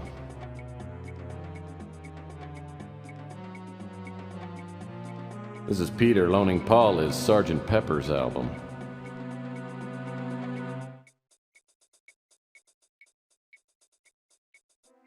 Looking at this painting reminds me of the time that girl told me I had Roman hands. Renaissance couple returning an overdue library book.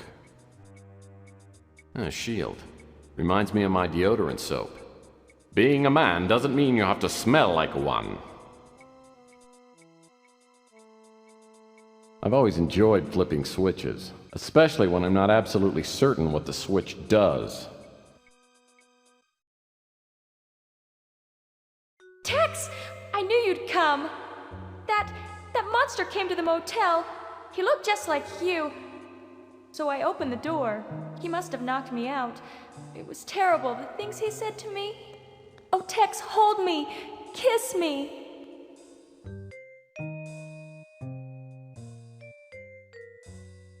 Sorry, Elena, but like I was told long ago, guns don't kill detectives. Love does. Besides, every time I look at you, I can't help but think of your sister, and that gives me a stomachache. But Tex, I think I'm in love with you.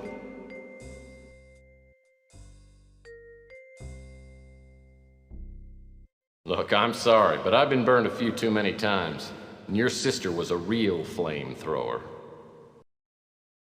Are you sure there's nothing I can do to make you stay? Do you play Twisty? Nah, never mind. Look, don't get me wrong, Elena. I think you're as cute as a button. But right now, I got a job to do, and I've got to do it alone. Unless I stop the cult from executing their plan, we're all gonna be toast. Men worth having are always running off. Maybe it wouldn't work out for us anyway. If they don't kill you, let me buy you a drink. I owe you a big one.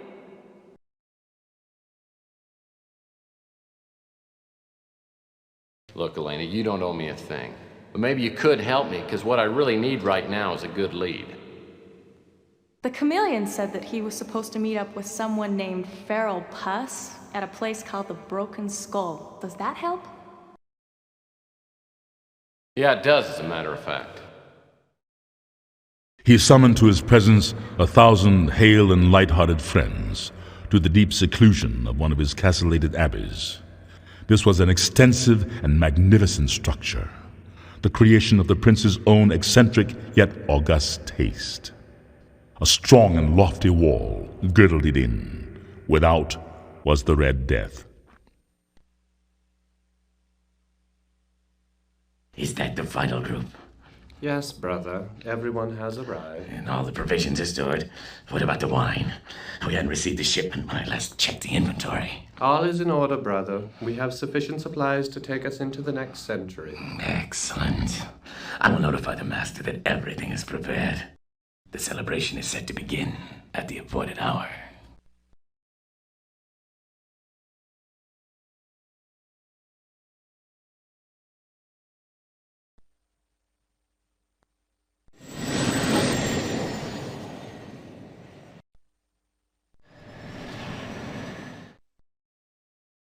The way station is small, with a diameter of maybe 5,000 meters. I have no problem finding the broken skull, which turns out to be a typical off-world saloon. The kind of place where all the booze is watered down, the prices are triple, and the waitresses all have fresh stitches on their foreheads. It's strangely quiet, though, and the dame behind the bar looks like she'd just as soon cut my throat as pour me a drink. So what'll you have?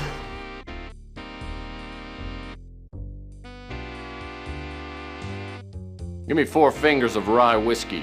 Neat. You know, we don't take American Express. Cash customers only. You take out-of-state cash? We'll take any cash with the Made in the USA logo on it. Let's not mince words. I'll give you a C-note for some information. Put your money where your mouth is, Rockefeller.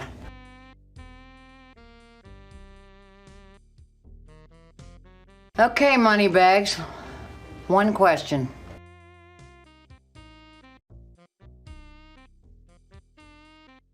Can you help me find a ride to the Moonchild? Do you have the token? Let me check. No, I must be in my other overcoat. Look, I'll give you the benefit of the doubt. I mean, maybe you're one of us, and maybe you're just an idiot. Go find your token. If you come back here without it, don't plan on leaving.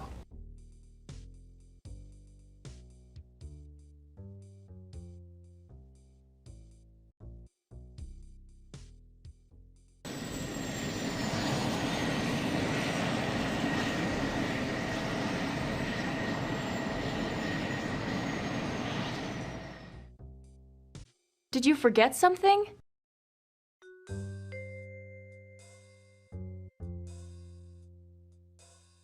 The chameleon said something about using an old silver dollar as a token.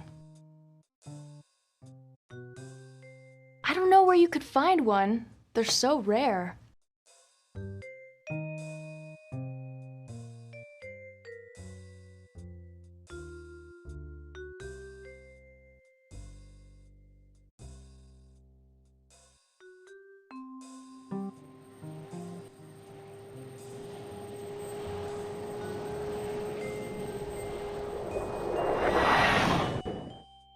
What now, Murphy?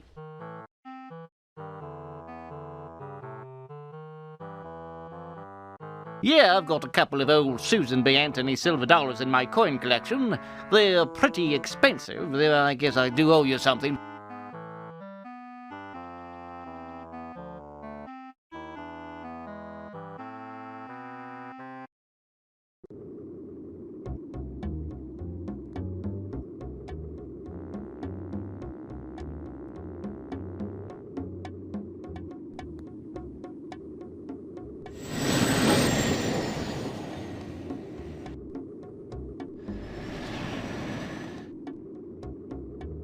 Did you find what you were looking for?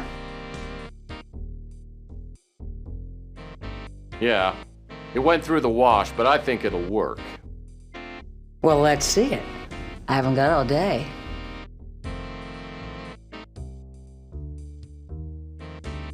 Okay. Go knock on that door and say Jacks or better. The man you need to see is in there. I walk down a hall and look at the name tag on the door. Farrell Puff. Must be a charming guy. I call out the password and a gravelly, grating voice calls loudly for me to come in.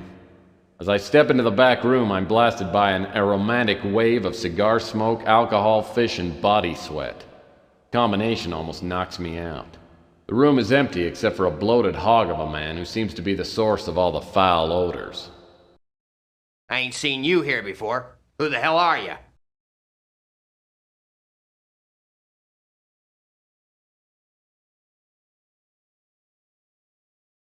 My friends call me Tex. You can call me Mr. Murphy. Unless you'd like to be my friend. You know, I made a bet that you wasn't stupid enough to use your real name. I guess we both lose, Murphy. You know, Mr. Puss, it's not only rude, but it's also illegal to point a Lester flame rod at a total stranger. Ha! You're not a total stranger. I've been waiting for you for a while now. Though I thought you was gonna come up with that chameleon. So you're disappointed the chameleon isn't here, huh? Why? Was he your girlfriend? Hell, I ought to blow your head off right now. But I ain't gonna. I like watching you sweat. You know, I bet you do. Probably makes your own body odor less noticeable. Watch your mouth, boy, or I'll blow your damn head off. My boss told me that when you got here, I should take care of you. Now sit down! Well, great. I'd like a Mai Tai with 2 umbrellas and a nice plate of those cocktail weenies. I don't think so. I think you wanted me to slit your throat. But there ain't no sport in that. So I'm gonna give you a chance to beat the odds. Oh, I've beaten a few odds in my time. I'll guarantee you haven't beaten this.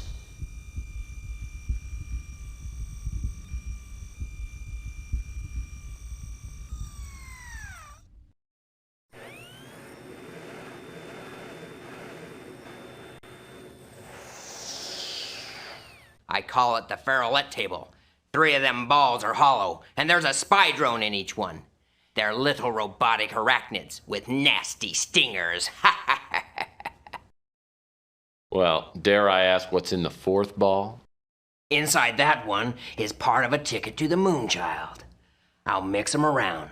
Then you just have to pick the ball with the ticket and open it up. Do that 4 times, and I'll take you to the Moonchild. Sounds like the old shell game to me. Close enough.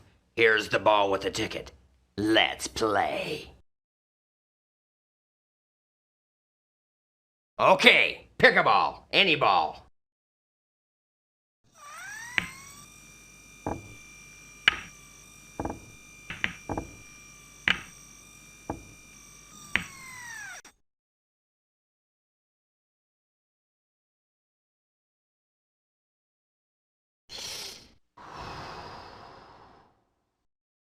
Beginner's luck. Let's see how you do this time.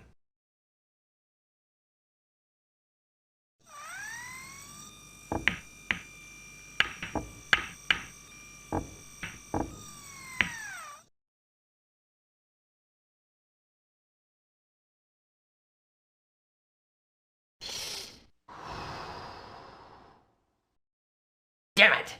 I guess I need to speed up the balls a little bit. Well, 3rd time's the charm. For me.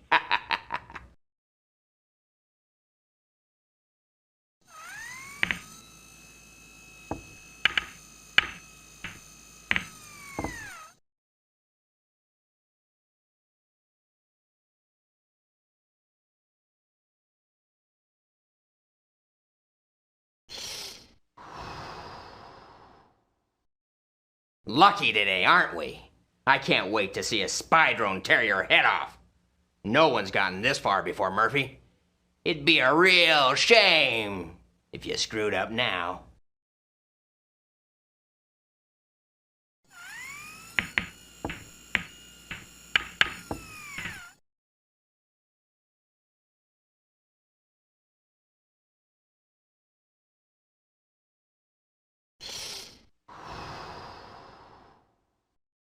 Damn you, Murphy! I wanted to see you die! But we did make a deal. I'm taking a few people up to the Moonchild in a couple of hours. You can go with us. I have some business to take care of. Wait at the bar until we leave. Drinks are on me. Be sure to ask for the house special. It's my favorite. Sit down, brother. Have a drink. It's on the house.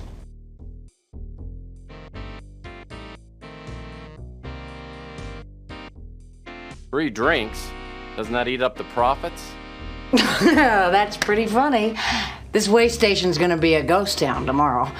I intend to drink as much of the good stuff as I can before we fly off to the promised land.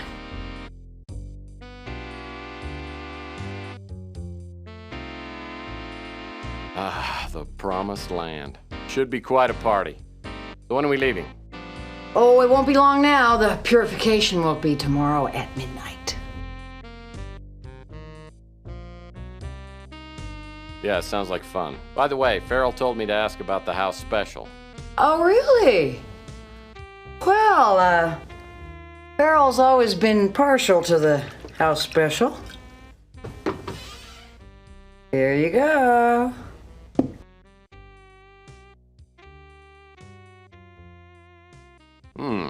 This ought to hit the spot. Are you gonna join me? Oh, no, it's a little strong for me. It's a man's drink.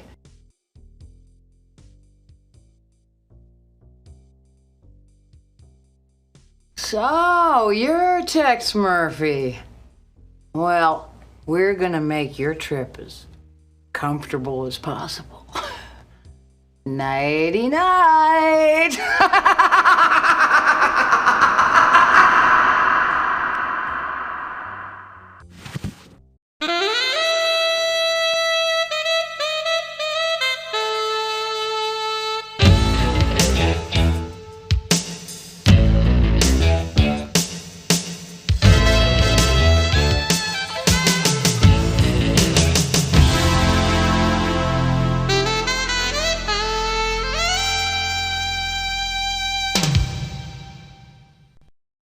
The figure was tall and gaunt, and in the costume and bearing of the stranger neither wit nor propriety existed. There are chords in the hearts of the most reckless, which cannot be touched without emotion. Even with the utterly lost, to whom life and death are equally jests, there are matters of which no jest can be made. I must have died and gone to heaven. Except I don't think people in heaven have raging hangovers. I must be on the Moonchild. I have to admit, it is incredible. I could get used to living in a place like this. I've never seen anything so beautiful. What's that sound? Something's coming this way.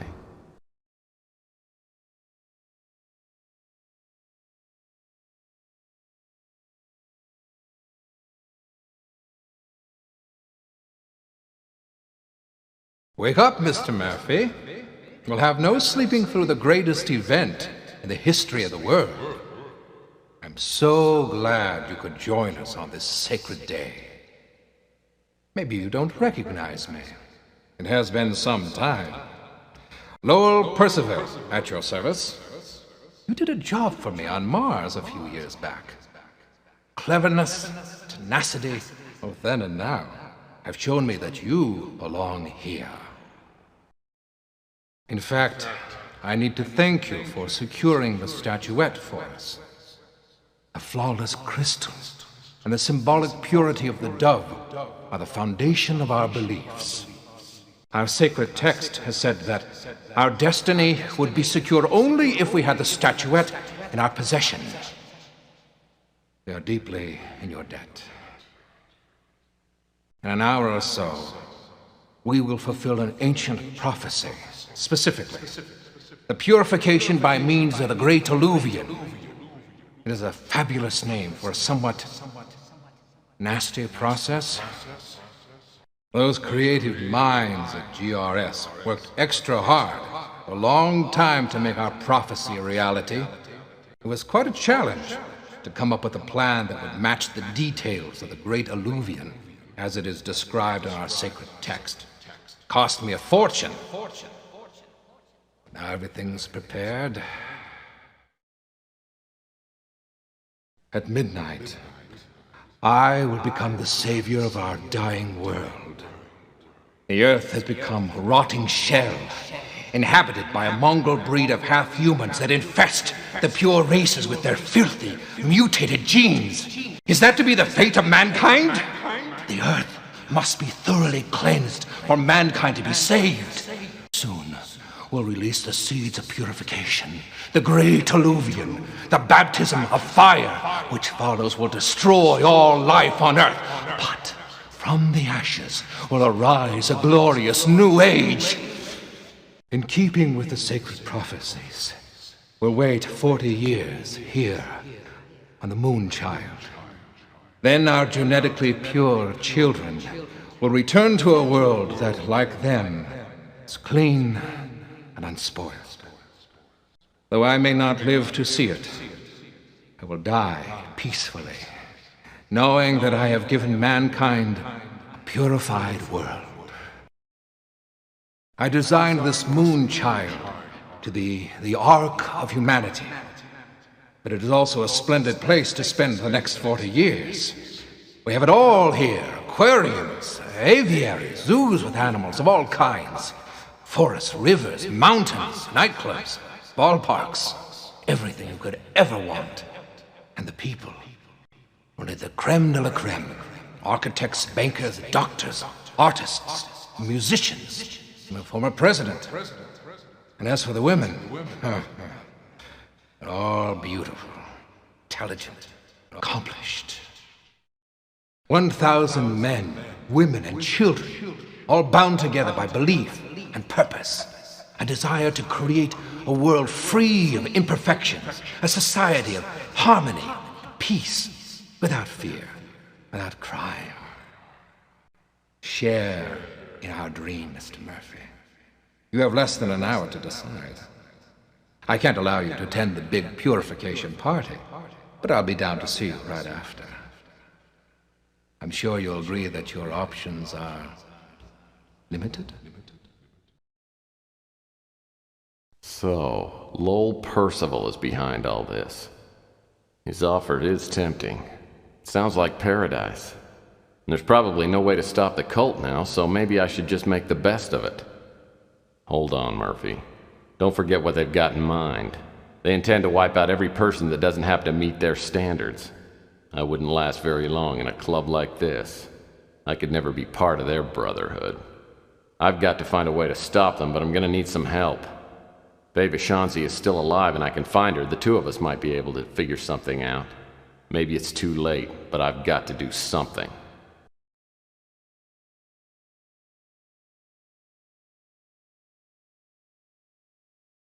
I looked through the pockets of my overcoat, but they've taken everything. All I've got left is the watch I found at the Countess mansion. Could be a lot worse, though. At least they didn't find the winter chip. Looks like someone didn't get around to picking up this pile of leaves. Groundskeepers must belong to a union. Back on Earth, this thing wouldn't last 10 minutes without getting spray painted.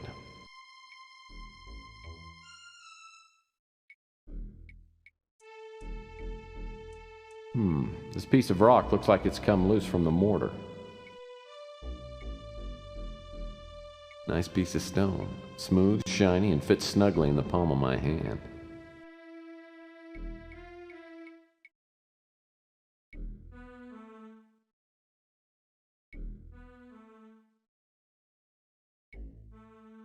This door looks too accessible to be an exit. A bottle of lighting fluid. These cult members must like to barbecue.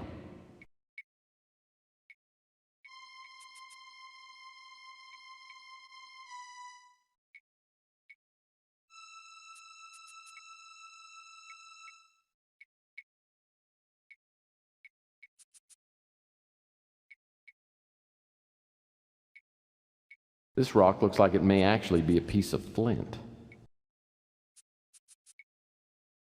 This piece of flint takes me back to my days as a tenderfoot scout. We spent hours trying to start a fire so we could heat up our beans and weenies.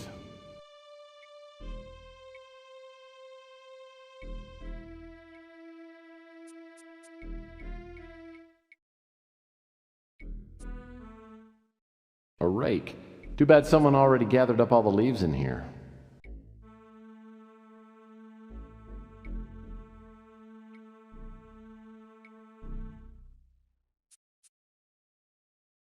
Well, if I'm not mistaken, that's a puff-buster smoke detector.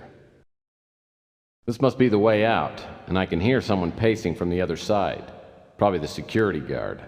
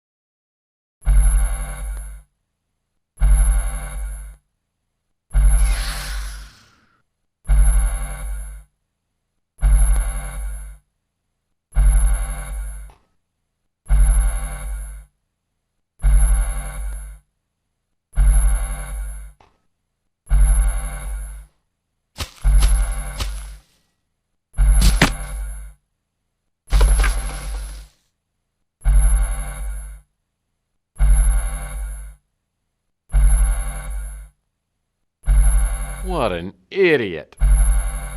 Oh!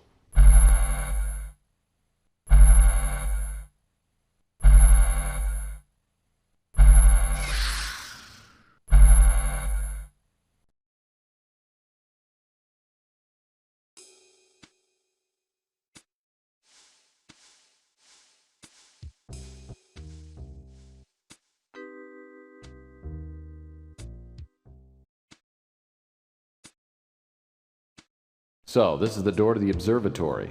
Sounds like a place worth looking into.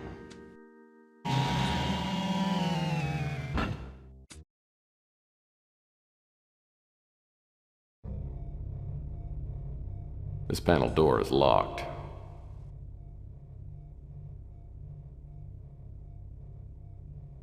What a great tree.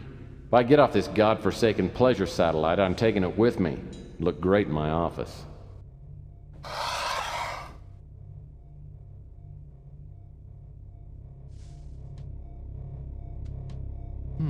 A cocktail glass with a ceranite flex straw. The cocktail glass is worthless, but I love flex straws.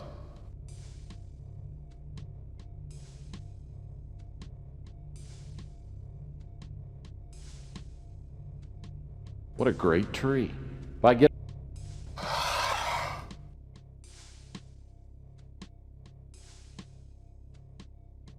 This floor panel looks like it's removable. I'll need something to pry it up with.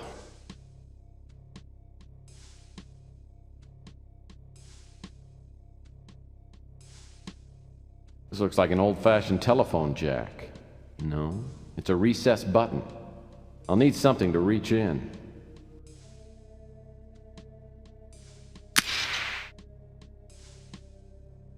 Aha!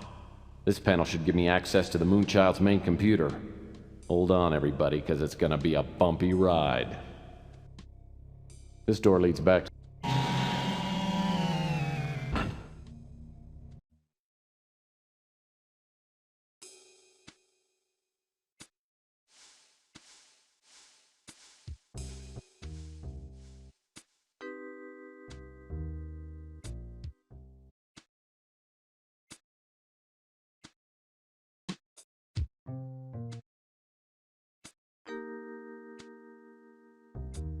the door to the stasis room. Maybe I'll find Sleeping Beauty in there.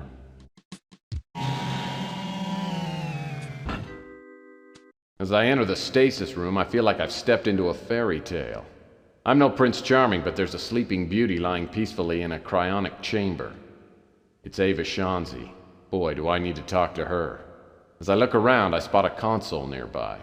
Looking it over, I figure it must be used to control the cryonic sleep state. If I can resuscitate Ava, maybe we can still stop the cult. I've seen consoles like this before. The 4 buttons along the top must administer injections. The 2 slider controls look like they regulate the air temperature and oxygen level inside the cryonic tube. I seem to remember that slider mechanisms like these are really sensitive and need to be moved slowly. Well, first things first, I'll need to turn this thing on.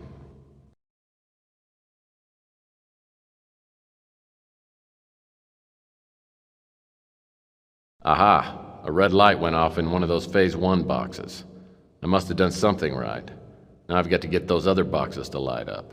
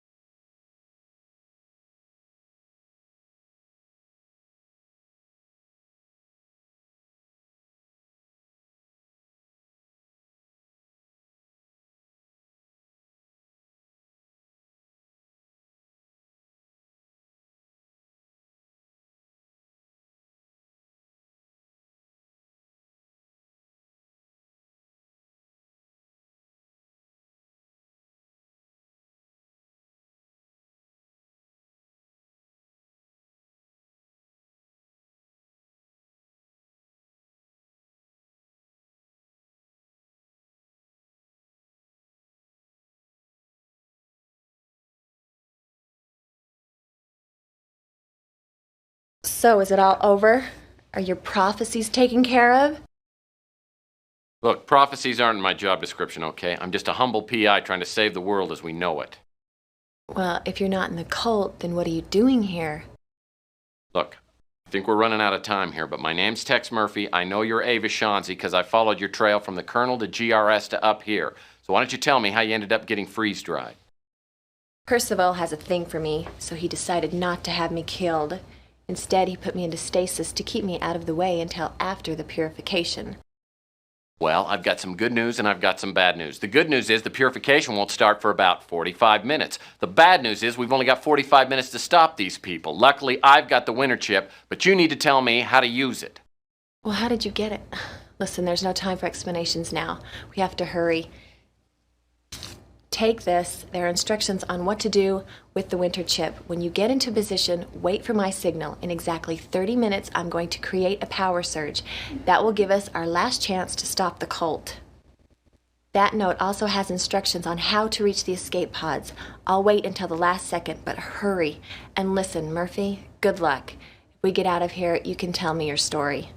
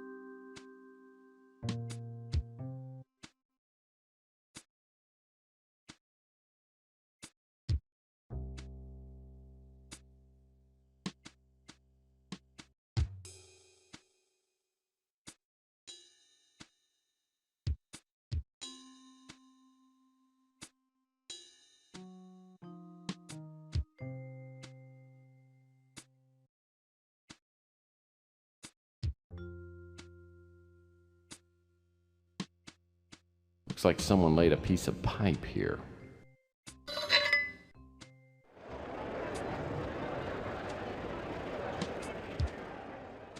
Sounds like the purification party is going on somewhere behind this door.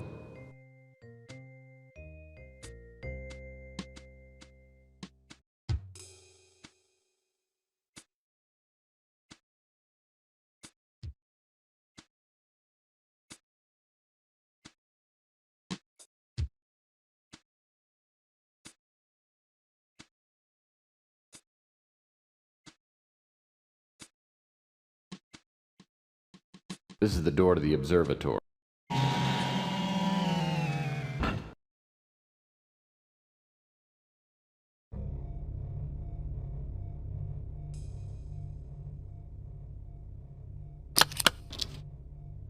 Lynx 986. Looks like some sort of croquet software. Aha! This must be the mini-computer. Looks like this computer was made specifically to run with a winter chip.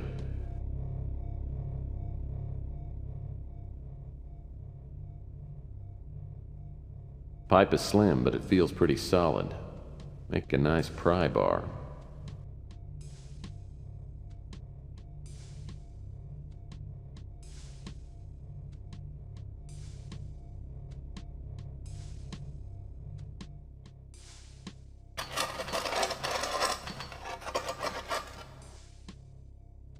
Looks like one of these computer cables ought to do the trick.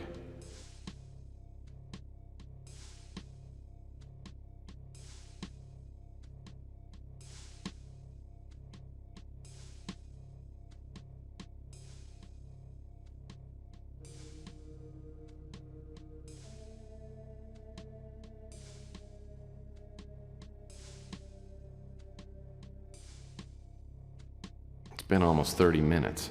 If they didn't find Ava, she should be creating a power surge any second. That'll give me time to patch the mini-computer into the Moonchild main computer. Now I've got to get to the engineering corridors. And fast.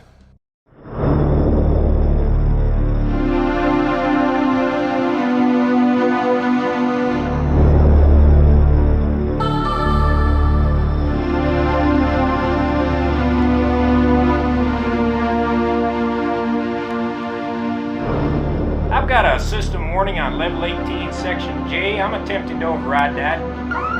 Now I'm showing a temporary system failure. Climate control is down on levels 4 through 18. Winter sequence engaged.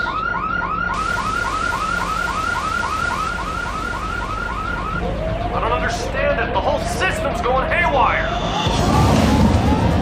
5 minutes to self-destruct.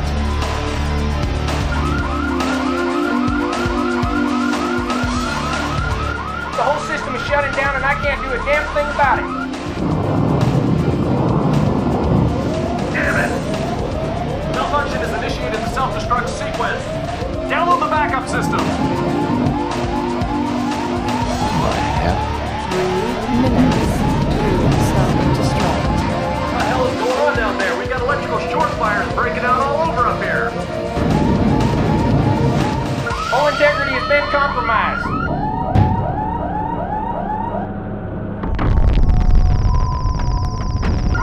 This place is gonna go up like a Roman candle on the 4th of July. 2 minutes to self-destruct.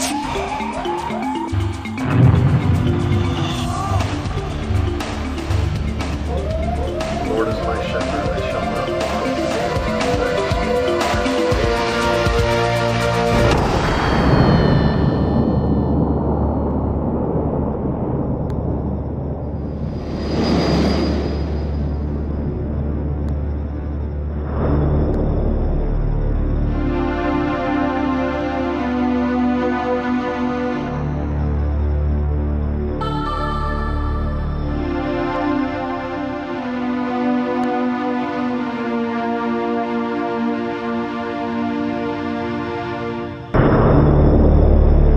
He had come like a thief in the night, and one by one dropped the revelers, and died each in the despairing posture of his fall.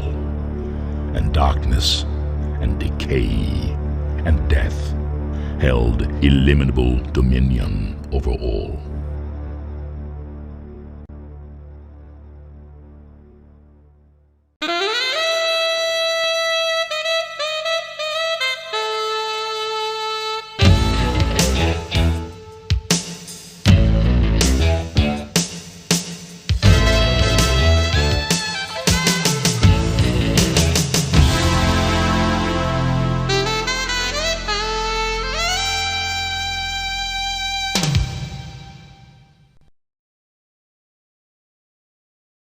I did some good work, Tex. I guess you didn't forget everything I taught you. Maybe it's not too late I could make a real detective out of you. I don't know. This saving the world business doesn't pay so well. My cousin Vinny says he can cut me in on some Amway action. That's a load of hooey. You got it in your blood, Tex. You'd gumshoe for pocket change. Hey, pocket change would be a step up for me. Well, you know, I've done pretty well over the past few years. Put a few greenbacks away. But I'm not so young as I used to be. Maybe we could work out an arrangement. Huh? I'll be the brains, you be the legs. A lot of work out there for somebody with your skills. I say, partners? Nah. Ava. Yeah, I was hoping I'd see you around. Oh, hi, Tex. Hello, handsome. Long time no see. You look good as ever. What have you been up to? Nothing much. Say, tell me, have you still got that Twister game? I do, but I haven't played it in a long time.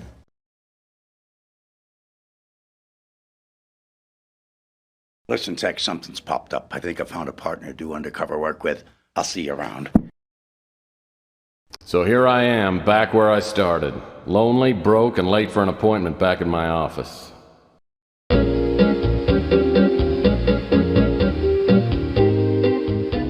Okay, so maybe it's not a perfect world. Maybe there are more glamorous ways to spend Saturday night than teaching cha-cha lessons to lonely women like Dolores Lightbody. At least she's a regular client, and it seems to make her happy. And she always pays me up front, in cash. Now that I think about it, things are better. I cleared up my bar tab with Louie, and I did solve the pawn shop burglary for Rook.